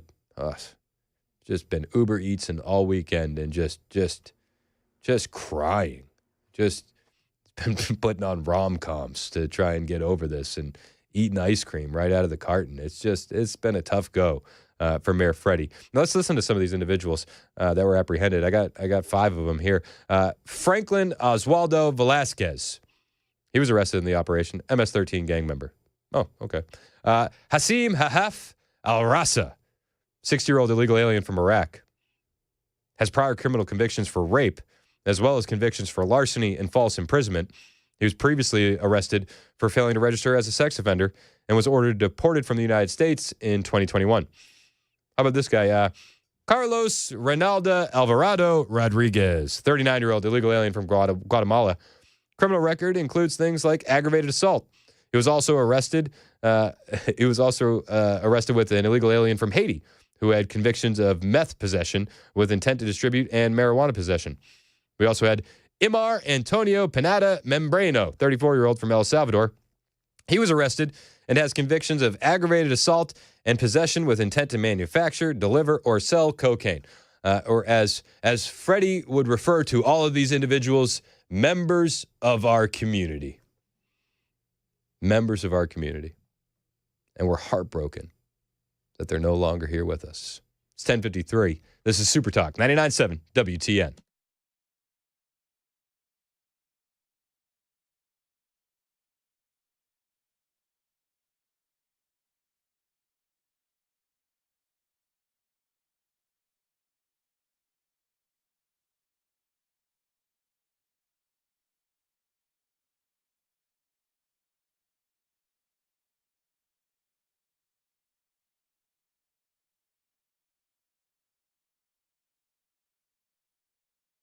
Hey, if you're living with pain, you understand that you don't have to anymore. It's Chris Hand with the Wellness Institute of Nashville, and you may be thinking, okay, yeah, but I don't want surgery and I don't want pills, but I'm here to tell you, you don't need to take any of those routes to get back to a pain-free life. You can forget the pills. You can skip that surgery because my friends at the Wellness Institute of Nashville specialize in non-surgical spinal decompression, high-tech therapy that will actually heal your spine and your nerves naturally. Dr. Mitchell, trained all over the globe. Dr. Ashley, expert in chiropractic care and holistic care. So whether you're dealing with sciatica, neuropathy, or herniated discs, they have real solutions for you. And the solutions aren't surgery and aren't pills. Right now, for a limited time, you can take advantage of the Big 47 offer. That'll land you 47% off your non-surgical spinal decompression from the Wellness Institute of Nashville. So don't waste another day living in pain. It's time to fix it for good. Give the Wellness Institute a call, 615-246-5009. That's 615-246-5009. The sooner you call, the sooner you heal. Painisbad.com.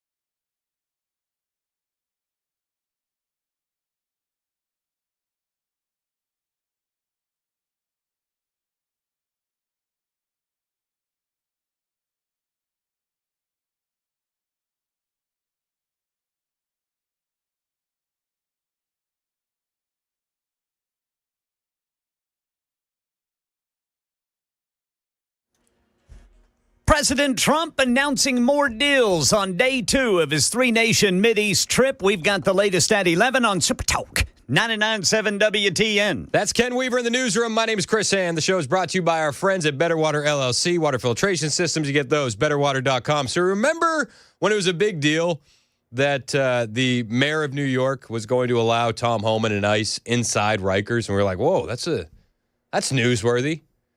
Well, how about this? The U.S. government has just seized control of Rikers Island. Completely seized it. Whoa. It's now the federal government's. Tom Homan was talking about this last night on the Laura Ingraham angle. Back in Rikers is meaningful because we agree that, the worst of the worst, the firearms violations, the murderers, the kidnappers, the rapists, will come to our attention, so release, we can grab them. I made it clear, I want everybody. If you're an illegal alien and you get booked in Rikers Island, I don't care if it's for shoplifting. I want them. So this is a start to deal with the worst of the worst in the beginning, but I made it clear that I plan on the whole of them. I want everybody. So we're going to work toward that. We agreed to some other things I'm not going to discuss on national TV because I don't want the city council to know what I'm doing. City council is fighting the mayor and everything.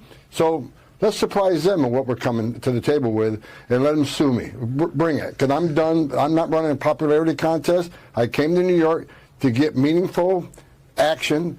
We got a lot of words. The last meeting I had, today I came, I want action, I want a plan, and we're leaving with a partial plan, but I'll come back every week if I have to until we finish this plan. But it's a good first step to get back on Rikers Island. That's a game changer. That's Tom Homan. Rikers Island. That's now ICE territory, in case you were wondering. I don't care if you were wanted for shoplifting. You're going to get deported. Tom Homan, one of my faves. It's 11 o'clock on Super Talk 99.7 WTN.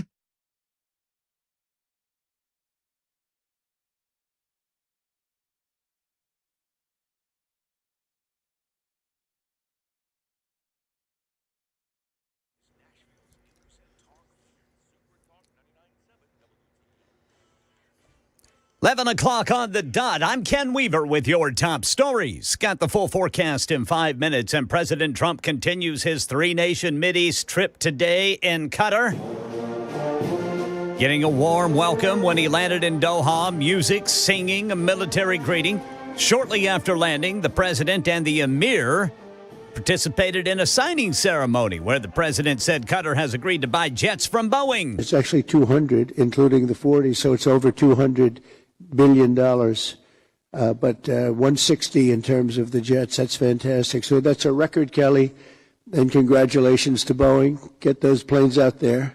Get them out there. Yeah, he's talking to Boeing CEO Kelly Ortberg, also on hand to sign the agreement. The visit comes right after Qatar offered to give President Trump a 747 luxury jet that the Trump administration claims will be used as Air Force One.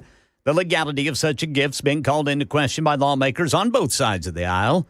Questions remain as to how much it would cost to retrofit the jet to operate as Air Force One.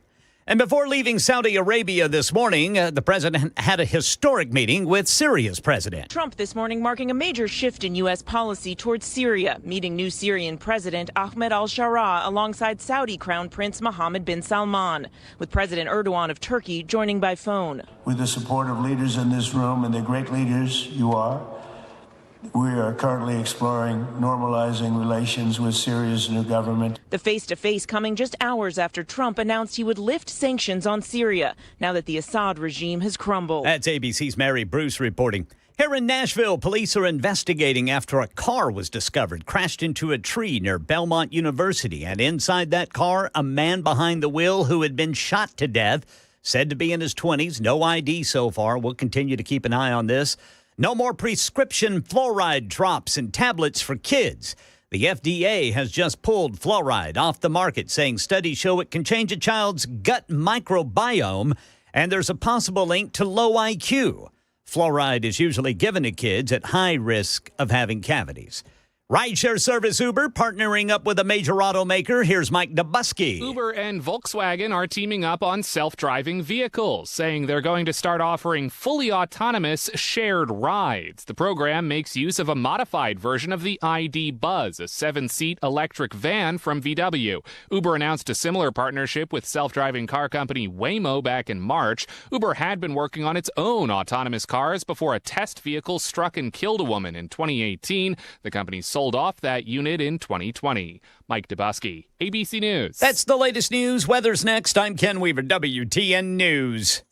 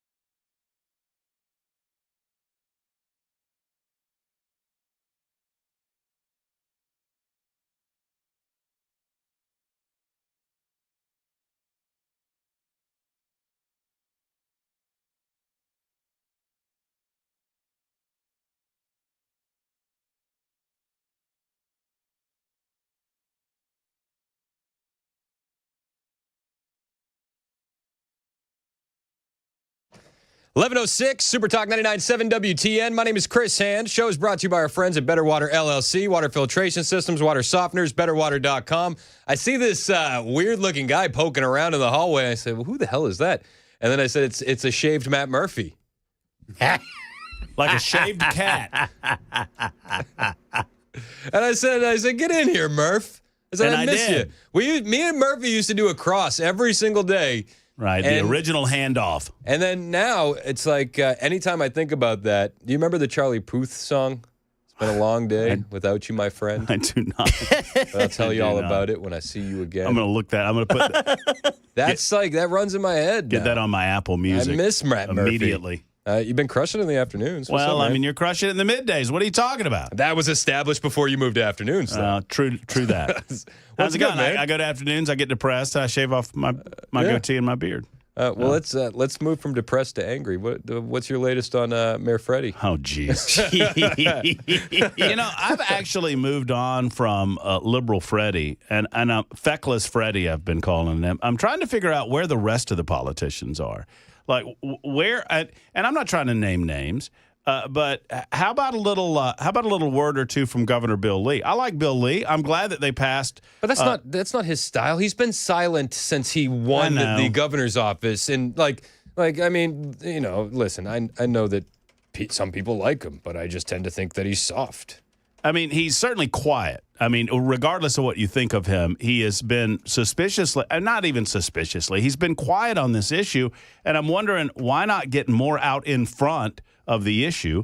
Any of these politicians from a local perspective get out in front and call Freddie out for what he is doing because they've essentially decided we're going to be a sanctuary city. We're just not going to call it a sanctuary city. And as I've said in the afternoons quite a bit, Freddie's a lot of things. Dumb, a lot of these liberals are dumb. Yep, fair. They're just dumb. But Freddie's not dumb. So he knows where the line is, and he's walking right up to it, and kind of looking over. He's looking over, and he's waving, and then he's walking back and letting the dude come up and do the whole, hey, let's raise money for illegal aliens thing. He's not going to be like the mayor of Denver, Colorado, who's going to be like, I'm going to stand there and I'll shield illegal aliens from Tom Homan. He's not going to talk that game. And I don't think he'll ever put himself in the line of fire where he's going to get arrested like a Rosso Baraka in New Jersey. But it just goes to his overwhelming softness. But I have heard that, what's his name, Wally Dietz, the county, the attorney for Davidson County, has made it clear for some of these folks on the Metro Council, y'all need to back off. The Sepulveda or whatever her name was. Afton Ben, too. Yeah, absolutely. Y'all need to back. If y'all don't back off, y'all are going to get arrested. I hope they do. And I do, too. I mean, they should get arrested. Honestly. I mean, when you're announcing that you are attempting to stall ICE and you're announcing where they are and what they're doing, that's the definition of aiding and abetting. It's unbelievable. And they do it without any shred of remorse or guilt. Well, and as I said on social media at Matt Murphy's show last night, when is Freddie going to step up and talk about these criminal aliens that were in our community? And oh, by the way, they're not just hurting American citizens; they're hurting other illegal aliens. Yep. And if we, that's the first group victimized because they don't go to police. They don't go to police. That's exactly right. And so say what you will about us allowing this to happen in America, right?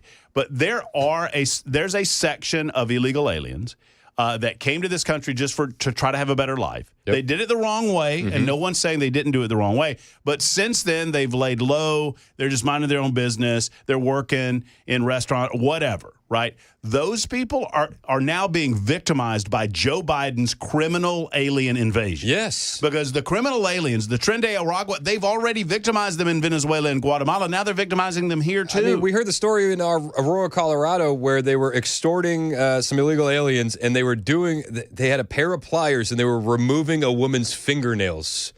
And they say, we're heartbroken because these are members of our community. Right. And they know that they're not going to do anything about it. They're not going to call the Metro Nashville Police Department because they're afraid to, sadly. So those are the first that are victimized, in addition to all of the United States citizens. And I applaud THP. I'm glad that ICE did what they did. Likewise. And in addition to that, icing on the cake is they're exposing the political left for what they truly are. Well, they value illegal aliens more than they do American citizens. And we've been screaming that for the mountaintops for months. But I do wonder, is this going to be politically beneficial to the Metro Nashville council members? Because we've heard for how many months? Crime is on the rise in Nashville. Crime is getting worse. Car break-ins, stolen firearms, murders, assaults, yada, yada, yada down the line. And then when we try to clean up the crime, now they're trying to stop that. Are the citizens of Nashville going to wake up, or is it too blue? Like, are we too far gone that they're not going to wake up to this? I had this conversation about the property tax increases too, right? Like, I think that there's a large section of us in Metro Nashville, in the surrounding counties, that believe that it's too late. I have faith that it's not too late, and maybe I'm just being a Pollyanna. I don't know. But I talked to the people like Courtney Johnston, who is one of the good guys over there in the Metro Council, one of the few. And, I encourage her. It's like, look, take this opportunity and run with it. Run for mayor the next time that there's an opportunity to do so. And she, and I don't want to tell tales out of school, but she says, I don't know if I'm blue enough to run for mayor. And I was like, you need to embrace what you are. I think that there's a lot of people that would classify themselves as a classic Democrat that don't know what a Democrat is anymore. And that is nationwide, and it certainly applies to Davidson County too. And I think there are more of those people than you would think. Secondarily, this property tax increase, man, there are people that are ticked about it. They just had a 34% property tax increase. Now there's a 27% property tax increase. And it's almost as if Freddie and all of his little minions on the Metro Council don't give a crap about people that have lived in this community for the last 20, 25, 30 years who are on fixed incomes because they think, oh, the California folks will just buy those houses and we're not worried about you. They don't care about the citizens that they're here to take care of. Not one iota. No. And they don't understand the slippery slope. Like San Francisco didn't turn into San Francisco overnight. It was one bad policy after another. And if we don't right the ship, we're looking at that in Nashville. The suburbs of San Francisco now, if you're making six figures, you're considered low income. Well, and I'll say this too, and I understand that it's been a minute since Lower Broadway was family friendly. Don't get me wrong. But I was down on Lower Broad after the Bananas game the other night, and it was packed, jam-packed. But even in my short 3.5 years in Nashville, there's been a tone change on Lower Broad. Lower Broad, I considered Lower Broad, and you'll understand this. I know your hatred of Disney, but it was like Disney New Orleans. Yeah. Right? Yep. It was a cleaner, friendlier, neon version of Bourbon Street. And now it's New Orleans. Right? You smell weed, you smell pee. There's a harder edge going on. There's a lot of street juice. And let me tell you, you've got to watch that, because if the local officials don't watch that and you lose the spirit of this city. The pull. That's the pull. That's exactly right. And you start losing that pull, then you're going to lose that tax base. And I promise you, the Freddie O'Connells of the world are still going to want their money. And then you're not the it city anymore. If the Democrats continue down this road, how long do we have being the it city? Does the luster wear off in a year, 2, 5? I'll tell you this. I had a guy this was probably 3 years ago now. I just moved here, been here about 6 months, and a guy that I knew in Birmingham said, "Hey, I'm bringing my wife and my 12-year-old, and we're coming to Nashville. Hadn't been there in a long, long time. Where should we go? What should we do?" Yeah. He and I met him for dinner, and it was the first night there. They were very excited about being here. And I asked him, I said, "Glenn, how did it go?" I mean, he tells me, we're going to go to the Ryman. We're doing this. We're doing that.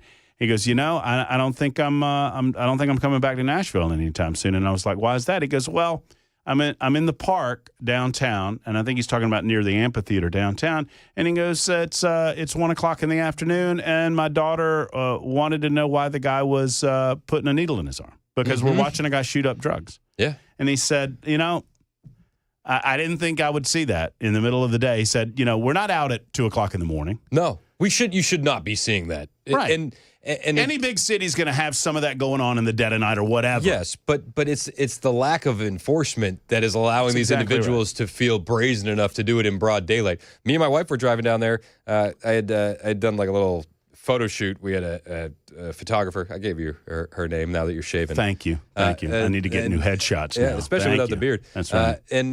My wife looks out the window as we're leaving, and she's like, "Oh my gosh!" And I was like, "That's not a reaction from Virginia, just out of nowhere. Like, what happened?" She goes, "There's a homeless guy pooping. I just watched a grown man poop." And it's like, but it was like you said, it's 1:00 in the afternoon. Right. Like, I don't want to bring my kids down there. Like, there was a time in Nashville, even just a couple of years ago, where it's like, "Oh, we're going to go to, a football game or a hockey game." It's like, "Oh, well, let's go listen to some music and we'll grab a soda and we'll just hang out." But it's like nowadays, it's like, I don't know if I would. Well, and you know what? Human beings are not that different from animals. I mean, we are animals, right? But if you, I have a menagerie of creatures in the backyard. I've heard. I got groundhogs. Yep. I got moles and/or voles. And you have a spontaneous garden. I have a spontaneous garden. I have squash growing in the back and whatever. But these creatures, if you feed them, they continue to come. Right? Yep. And they learn to encroach on that which you do not want them to encroach on because they're emboldened because you're not doing anything about it. You've got to do something about it. Once you do something about it and create those barriers, they go away. Human beings are the same way.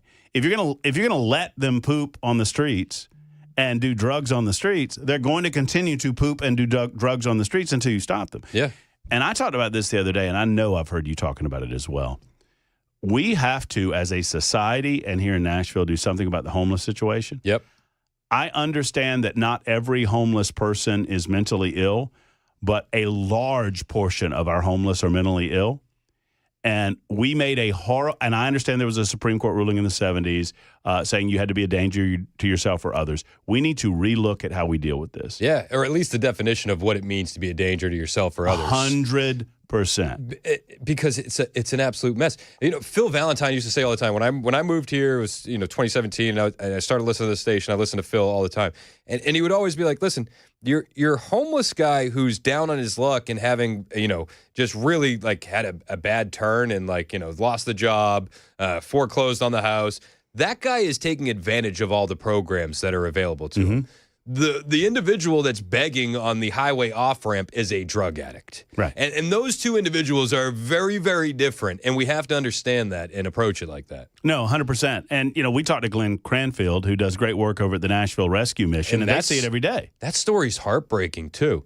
Those guys at the Nashville Rescue Mission, the individual that was shot 11 times, and by the grace of God, divine intervention, missing all of his organs. Incredible. How that happened, I don't know. They're not becoming millionaires working over at the Nashville Rescue Mission. Right. Do you know what I mean? That's a labor of love. That is a labor of Jesus put me here. This is my calling. I need to do something greater than myself. That's what he's down there doing. And to your point, these insane individuals that are allowed to continue to roam our street almost struck him down. And he's got two or three kids and a wife. Right. And it's like, oh my gosh. Well, we got to get a handle on that, and if you don't, and if you just turn a blind eye to it, you look away. If you're Freddie O'Connell, if you're the rest of the Metro Council with the purple hair, and they're worried about, save it. No one's illegal. Oh my gosh, I can't even get over it. No humans undocumented, Matt. Shut up. I mean, I don't take any 50-year-old woman with purple hair seriously. No, it's like a dangerous animal. The poisonous ones have bright colors to warn you. That's what that usually means. No human being is illegal. Shut up. Just shut your mouth. Just be quiet. But if they continue to turn a blind eye to it, it won't. To your point, it won't happen tomorrow. It won't happen next week. But eventually, we're going to have people calling us going, where did all the people go? San Francisco, one of the most beautiful cities in the entire country, has been ravaged. Right. And it's by these leftist policies. And don't think that we're in a strong conservative state, so we don't have to worry about it here. Which is why, and they can say it's not their lane all they want, which is why, circling back to the original point, I want to see more state politicians speak to the sad realities of what's happening in Davidson County, because it's going to on property taxes, homelessness, drug problems, just poor mismanagement. For those of you who live in Sumner and Rutherford and Murray and Wilson, and I love every single one of you, and I understand where you're coming from. You go, Murphy, ha, ha, ha, not my problem. It is. Because the people that are in Davidson County are going to leave, and they're coming to you. In Rutherford, and I said this a couple of years ago, because we lived in Pittsburgh, and we had it's a massive homeless problem in Pittsburgh, obviously. It's a big blue city. But I remember seeing these homeless individuals near where we lived in Pittsburgh, and then there was more of them, and more of them, and more of them, and then we moved away. And in Murfreesboro, you're seeing so much more homeless now. And if the local officials don't get it under control, it's just to what you said, the wild animals, once they know that they gravitate to where the food is. And we basically have the businesses down on our main street, on our square, are complaining now because there's too many homeless and people don't want to go down there to shop and eat. It's like, you have to get it under control. You have to. It's why, and you mentioned Uncle Phil, it's why, I feel compassion for some of these folks. Because I know some of them have legit issues, whether it's legit mental issues or drug issues or trauma or whatever it is. But I have to stop myself from opening my wallet and giving a couple bucks. Yeah. Because you're creating a further problem for these people. You need to get them long-term help. If you give them a couple bucks, you could be the one that gets them that dose of fentanyl that ends it all right there. That could be on you. But yeah, dude, it's just heartbreaking. It is. but you almost have to be surgical about it and be like, okay, I'm going to take all emotion out, and we just have to fix the problem. You know, I tell E all the time because, she doesn't like coming downtown in a lot of ways because of, watching people poop on the streets. Poop and needles. And she just has such a kind heart that she will find that one person that looks to have a kind soul and she wants to help. She wants to do something. I say, you just got to walk on by. Yeah. I mean, because you don't know. Yep. Sadly, you don't know. And I break down every once in a while too because I feel bad for these folks, but I want to talk to them first. But if the city continues to ignore that issue and focus on a non-issue, which is protecting illegal aliens for whatever unexplainable reason that they've decided that they want to do this, then it'll just keep getting worse. Yeah, you'll essentially doom the city. Matt Murphy, man, it's good to see you. Good to hang out. Good to chat. Hey, when's the last time you shaved that off? That's what I want to know. It was about 8 years ago. 8 years ago. So Virginia's seen it? Oh yeah. She wasn't pleased. But that was. And I said, I'm sorry. You already signed up for this. There's a reason I didn't let you know about it before. And but I messed up shaving, and then that's why my theory was that you must have messed it up. So I told Chris. I mean, the reality is I've been thinking about doing it for a while. I lost a little bit of weight. I've never liked that I have a big old basketball head, and I lost a little bit of weight. So I wonder if Murph looks good, yo. Oh, he looks buff. Yeah, no. Bell K made it clear that I look 10 years older. So whatever. But here's the thing. I mean, Weaver, you might not remember it from the 1990s. What's that? Chris remembers it. That when you have it for a while and then you shave it off, you're like, where the hell did my chin go? I have no chin. Yeah. Yep. It's like your chin disappears into your body and all you want is that hair back. Yep. Yeah, so the one time I shaved, Virginia was like, what happened to your jawline? And now she'll I hope she's not listening. She'll look at my oldest daughter and she'll go, that's from your father. It's 11:24 on Super Talk 99.7 WTN.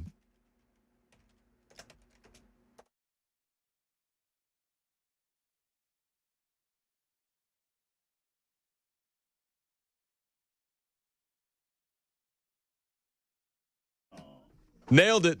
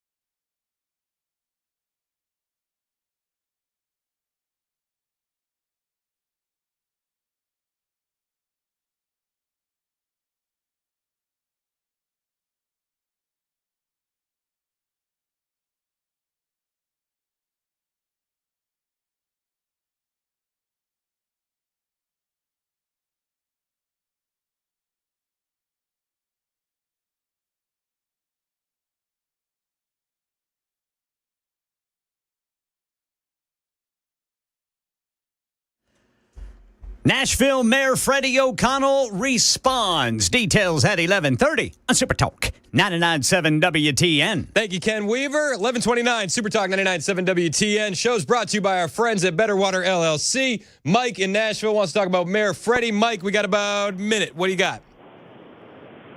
Yo, Mike. Okay, yeah, how you doing, brother? What's up, man? Yeah, you right about Nashville.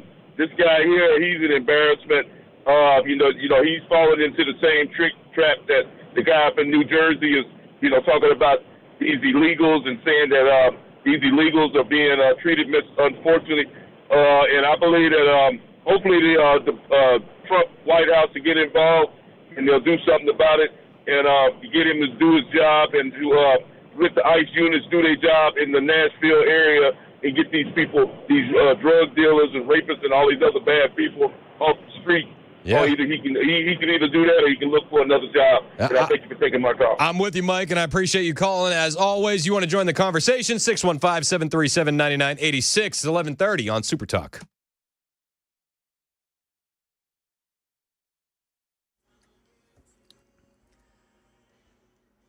$11:30 on the dot. I'm Ken Weaver with your top stories. Got the full forecast in 5 minutes, and right now in Nashville, Mayor Freddie O'Connell reacting to being called out by the Department of Homeland Security as being pro-open borders and more willing to protect illegal aliens than American citizens. O'Connell calling on ICE to release the full list of names and charges as a result of the operation that netted 196 arrests in Nashville, saying, by ICE's own admission, a large percentage of people caught up in this sweep had no criminal record. The mayor goes on to ask who and where are they? Well, federal authorities have released the identities of whom they say are the most dangerous individuals rounded up in Nashville. One of these men is a registered sex offender. Another is affiliated with the MS-13 gang and is wanted for aggravated murder out of El Salvador. Two of the men have prior criminal convictions for drugs and another for aggravated assault. That's Channel 4's Alexandria Adams.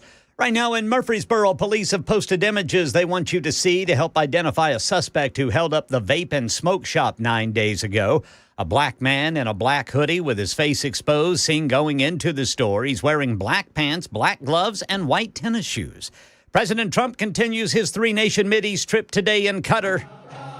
Got a warm welcome when he landed in Doha with music, singing, and a military greeting.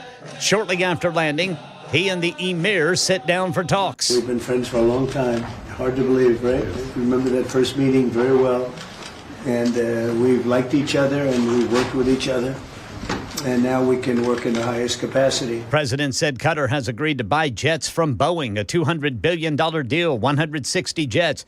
And back here in Middle Tennessee, frustrated drivers in Williamson County, listen up. Franklin's budget for the 2025-26 fiscal year includes a highly anticipated road widening project, Mack Hatcher Southeast from Murfreesboro Road to Columbia, and Mack Hatcher Northwest from Hillsboro Road to New Highway 96 from 2 to 4 lanes. Now, as part of the proposed budget, water and sewer rates would go up by 6% and 5% respectively. That's the latest news. Weather's next. I'm Ken Weaver, WTN News.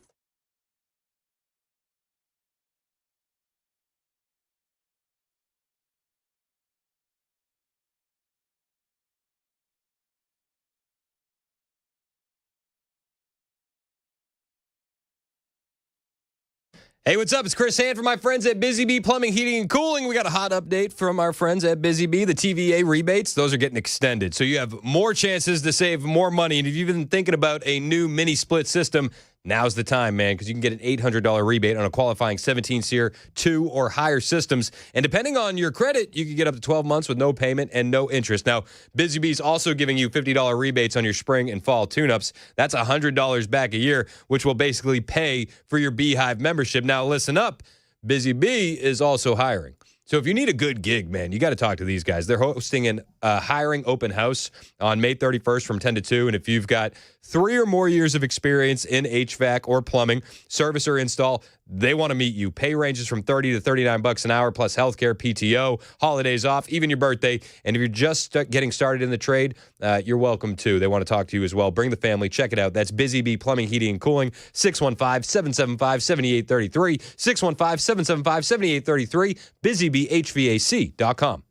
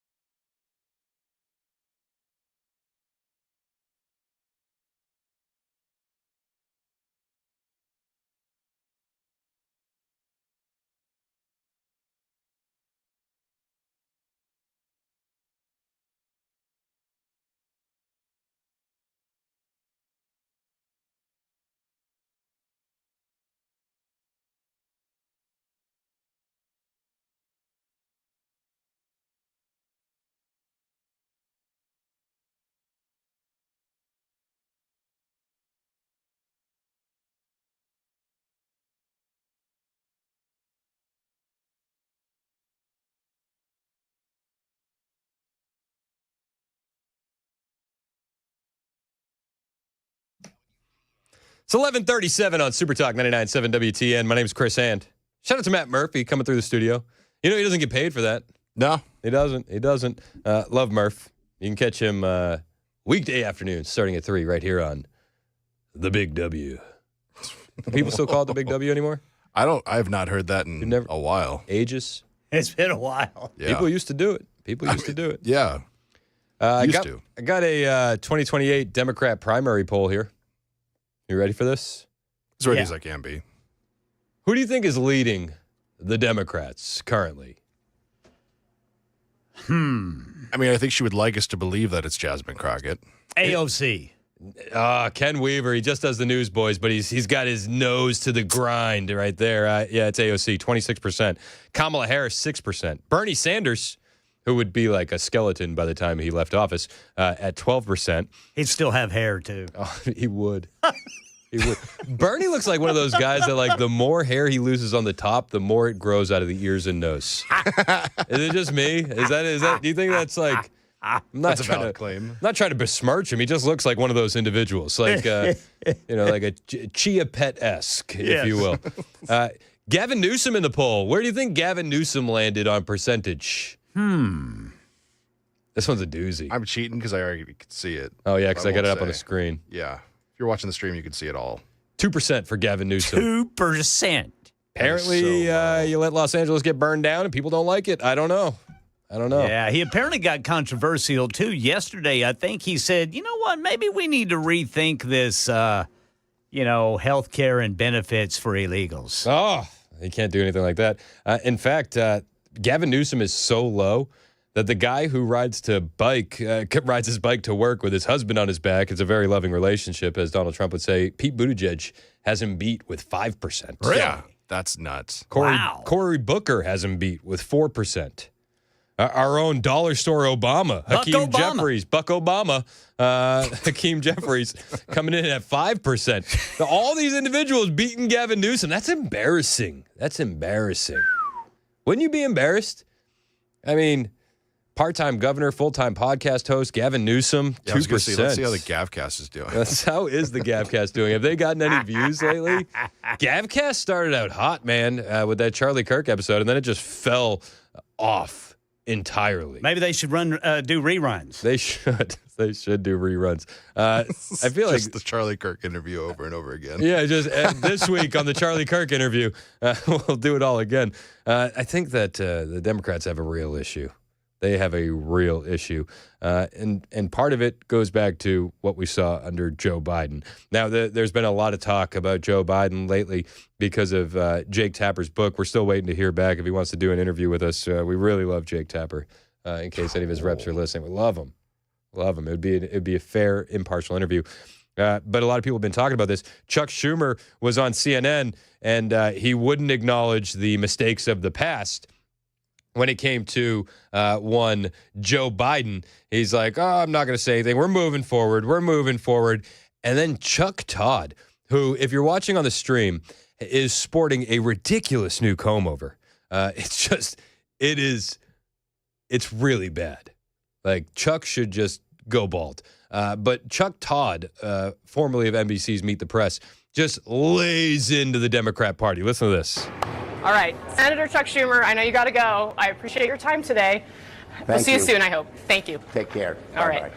And our panel joins us now. CNN political commentator Jonah Goldberg, the host of the Chuck Toddcast, Chuck Todd, Democratic strategist Paul Begala, Republican pollster Kristen Soltis Anderson, both CNN political commentators. Chuck Todd, go. Wait. Did she say that Chuck Todd's podcast is called the Toddcast? It's a pretty good name. That's pretty good. It's pretty solid. But if you're watching on the YouTube stream, Facebook, YouTube, Twitter, Twitch, any of those avenues, I wonder what you think about Chuck Todd's new do. He is among the people that are responsible for this. The leaders of the Democratic Party, the staff of the White House. And I have to say, I find everybody now talking to these authors, get out of here. Get out of here. I'm just distracted by the comb over. He's got a good head shape. He's got a good head shape? Yeah, he could go bald. He could go bald. Yeah, it doesn't look like he's got lumps. No. But he's got like a weird comb over, right?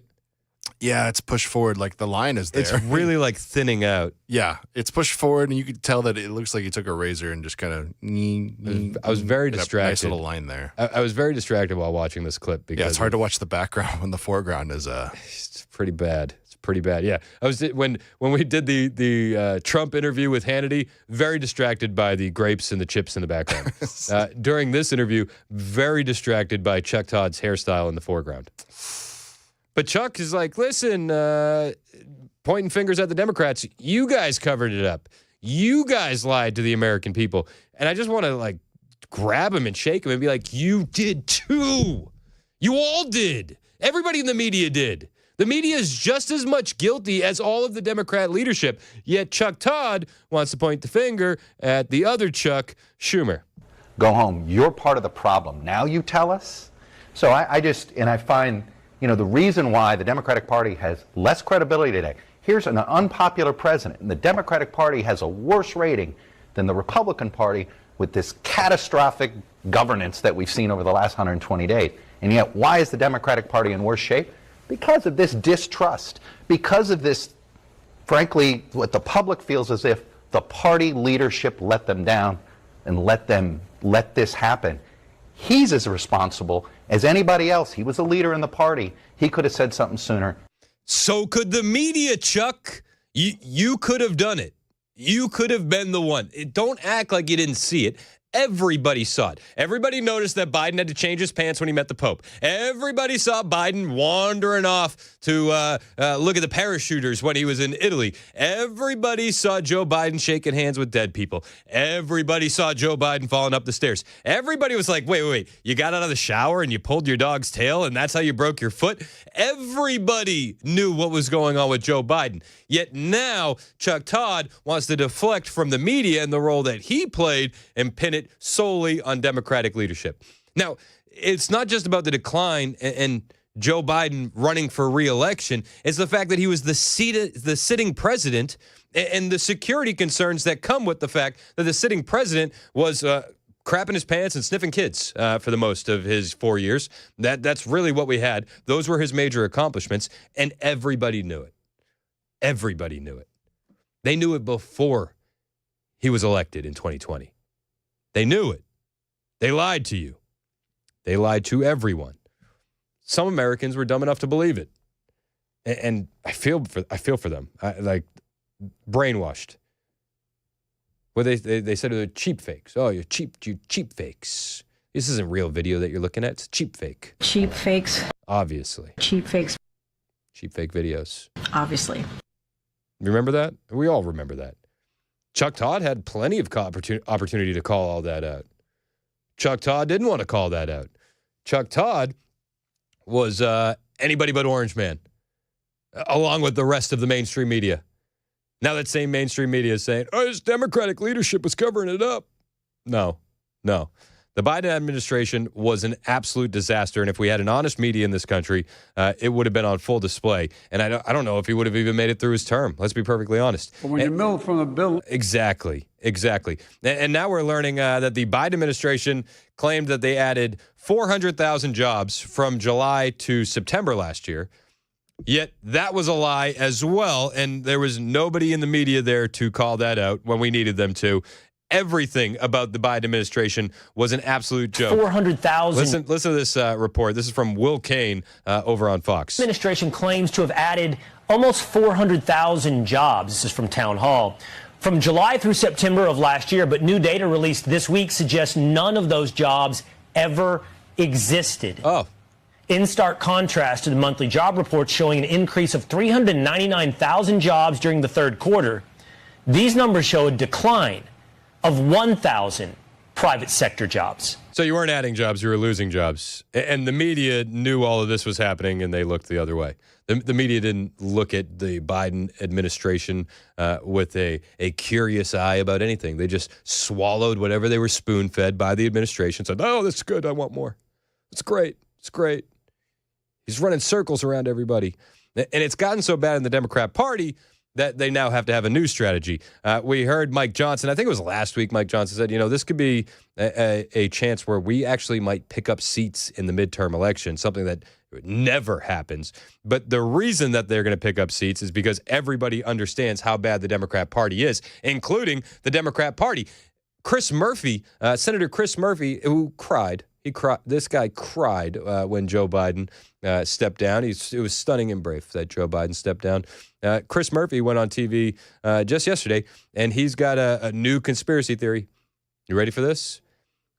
He doesn't believe that there's a guarantee that the midterm elections in 2026, are going to be free and fair.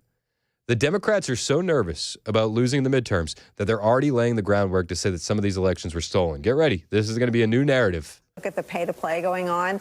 It's staggering, and it's all out in the open. It's almost as if to say, when you're president, you can do it.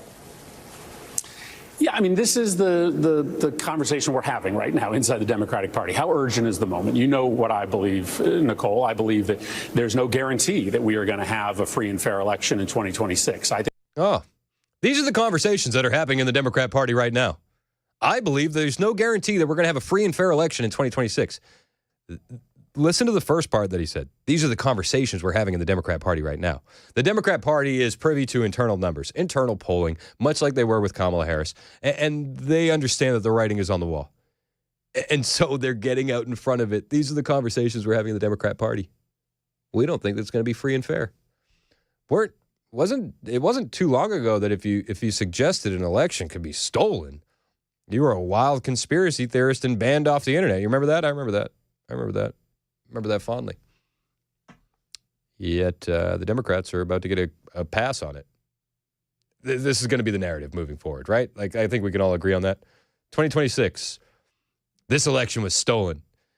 Who are they going to pin it on? It's going to be, Russian bots, Qatari influence. Ooh, we all know about the Qatari influence in our government. Ooh, it's the government of Qatar is going to interfere in the election. The government of Russia, they're going to interfere in their election. Yep. Get ready. That's the new narrative when the Democrats lose in the midterms. It's 11:49. This is Super Talk 99.7 WTN.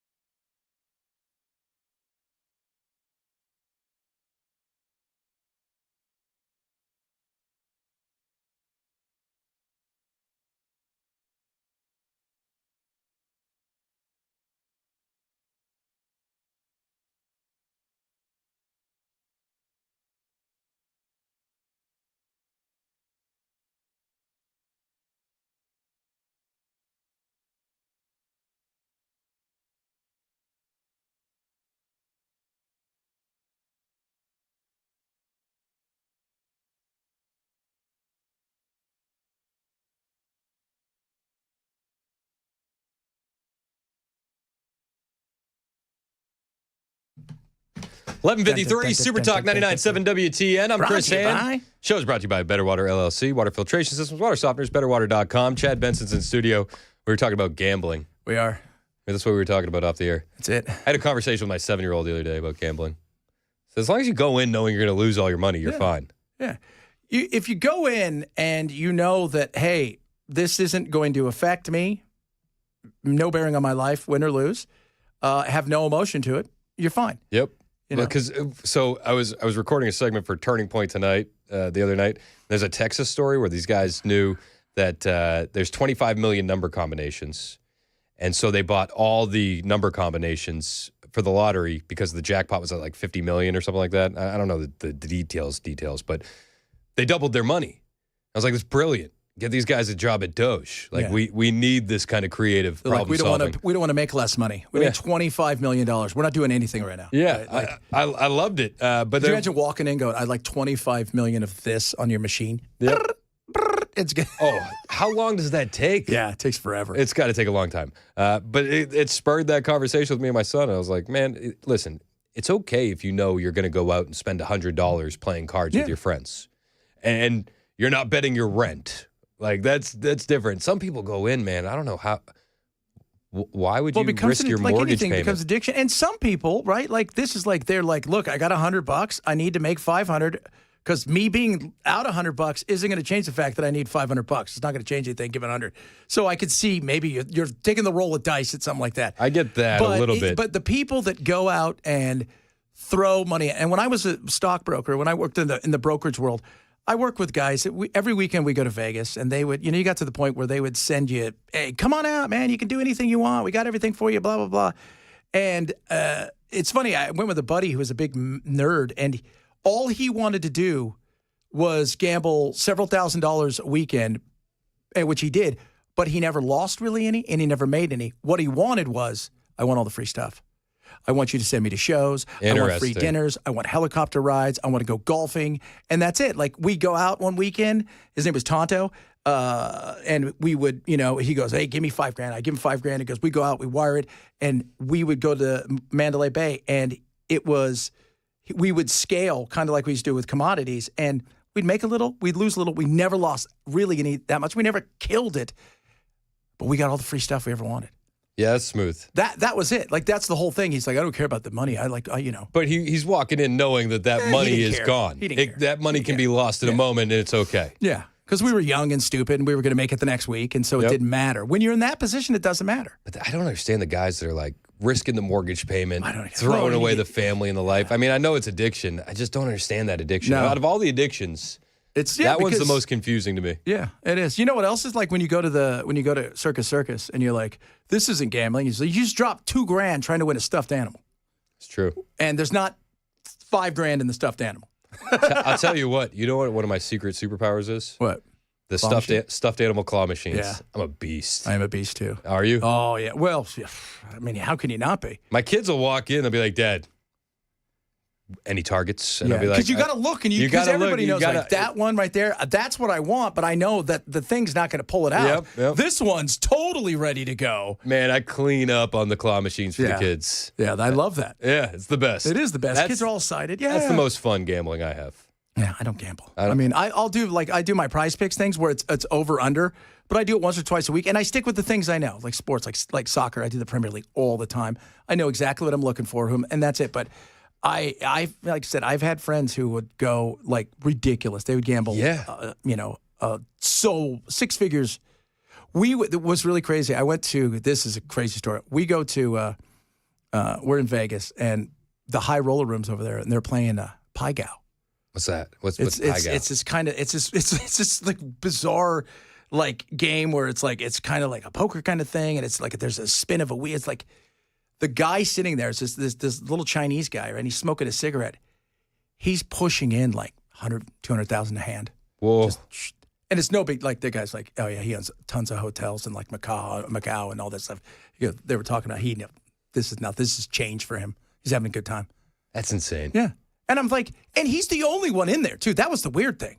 He's just by himself. He's just chilling by himself. And I'm like, how weird is that? That's insane. Right? It's not like he's not playing craps with like 100 people around cheering you on. He's just in there just pushing things in and out. Craps is the most fun. Craps and blackjack. Because you know why? Craps is fun because it's a participation sport. Everybody's cheering for you. Yeah, don't suck, and it's so there's a participation kind of feel to it. Yep. What stories you paying attention to today? We'll probably talk a little bit about Trump and his tour.